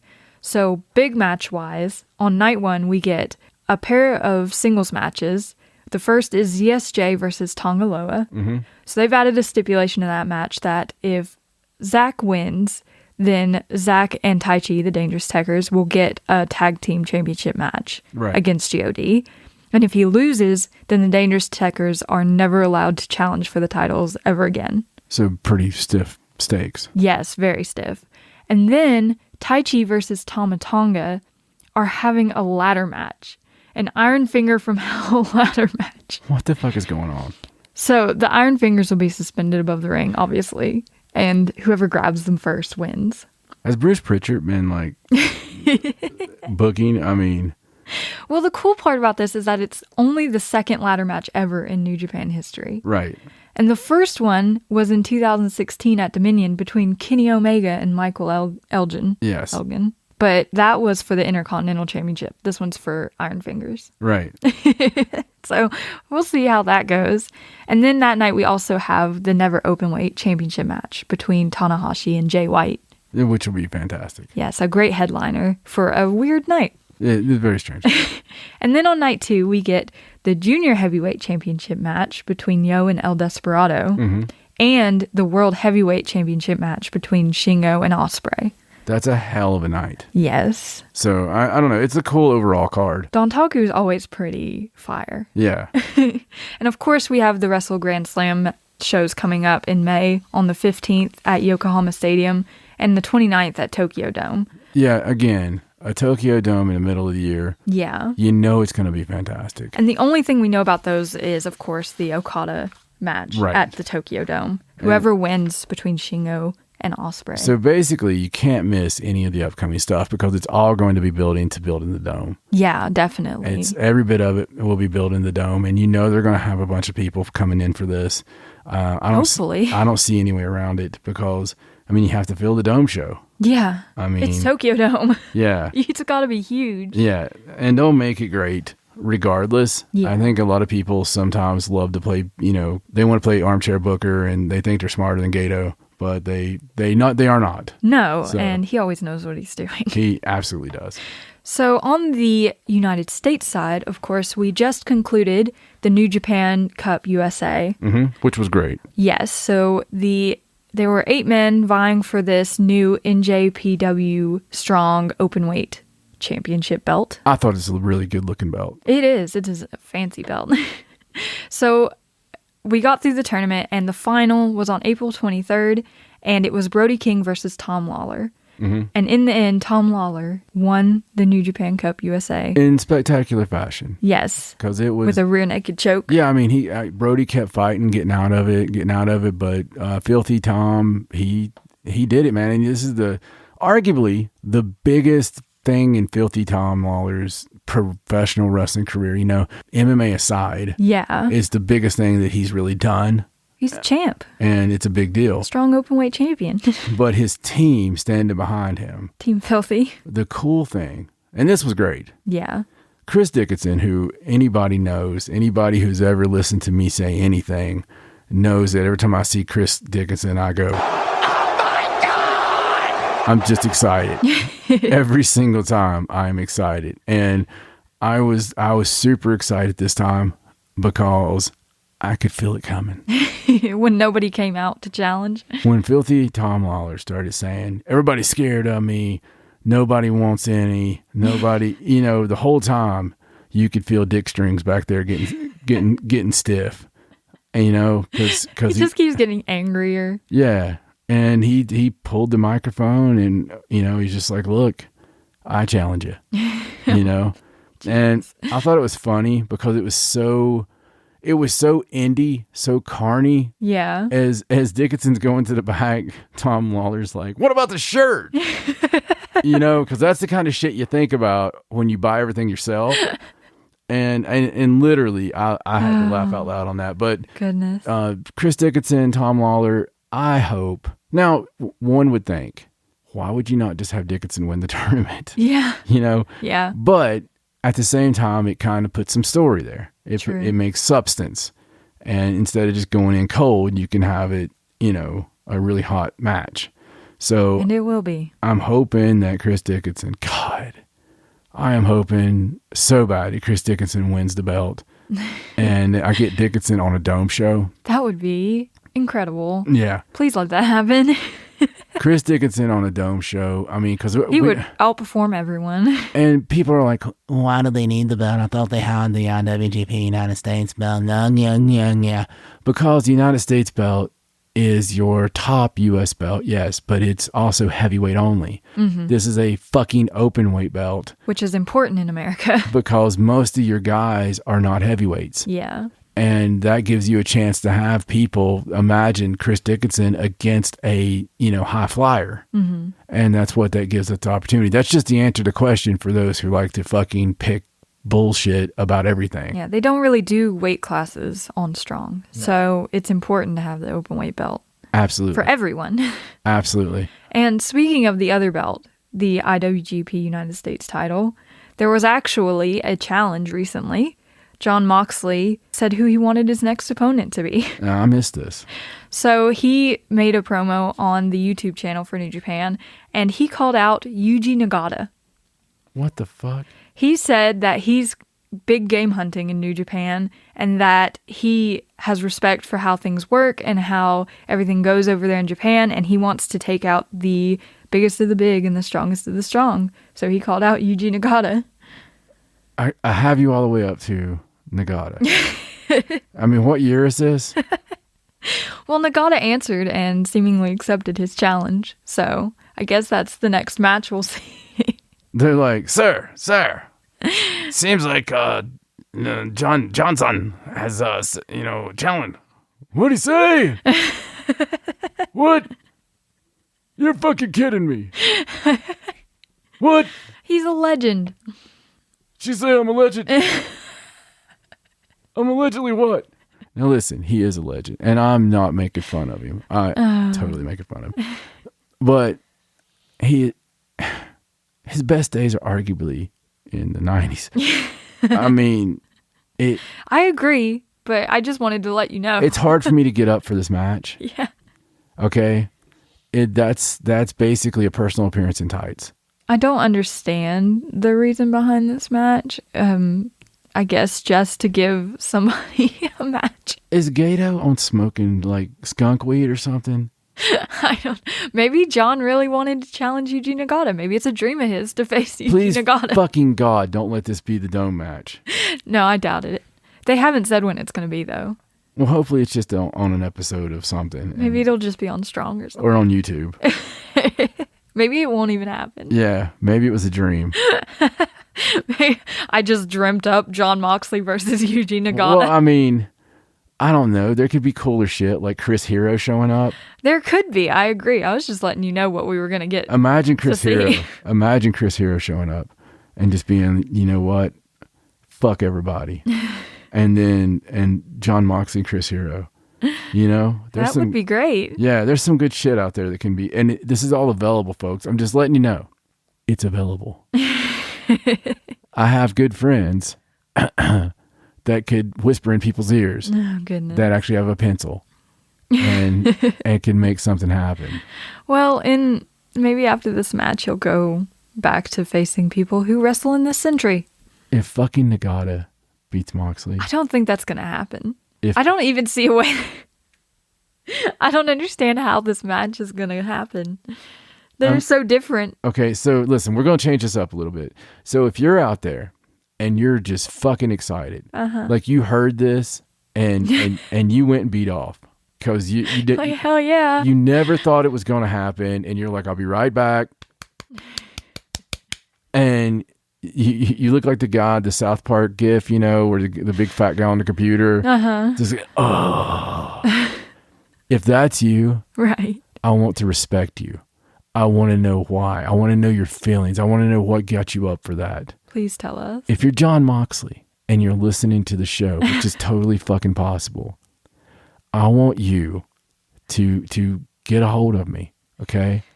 I don't care how big you are, okay? You just cut out Yuji Nagata. Okay. So please tell us why. I support you all the time. I supported you as Dean Ambrose.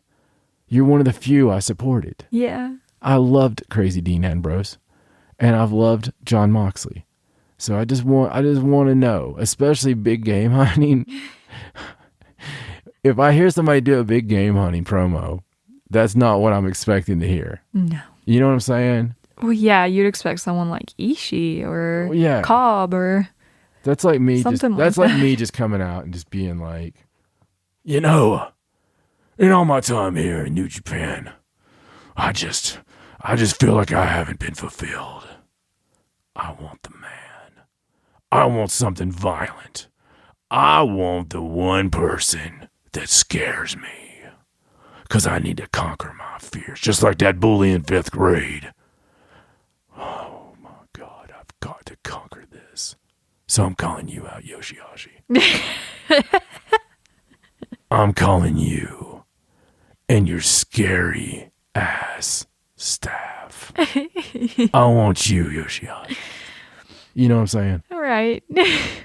I understand fully. I'm not excited for the match. Yeah. Like, I'm just telling you the news. It's like when they pull out, you know, Tin Cozy. And they're just like... Oh, Tin Cozy's here. Yeah. It's just there's just certain things that are just not... That don't translate. We're going to do Bushi versus Master Wado. It's like Japanese game shows where you might accidentally have to screw your mom. You think he just drew a name out of a hat? He's like, I don't know. Yuji Nagata. I don't think you throw that name in the hat. You do as a joke. Yeah. I just don't think that happens. I don't know. I guess someone's taking the piss somewhere. I don't know. I mean, I just got done saying that you have to give everything a chance. And then you do that to me. I'm sorry. Could you not have gave me the Iggy? I'm sorry. And just like wrote it on a piece of paper and told me? Oh, at least you're prepared now. Oh, I'm fucking prepared. I am so prepared that, yeah. All right. So is there anything else? No, that's the main event of our New Japan segment. Oh, I tell you, this is the way I feel about it. Put the evidence in it back.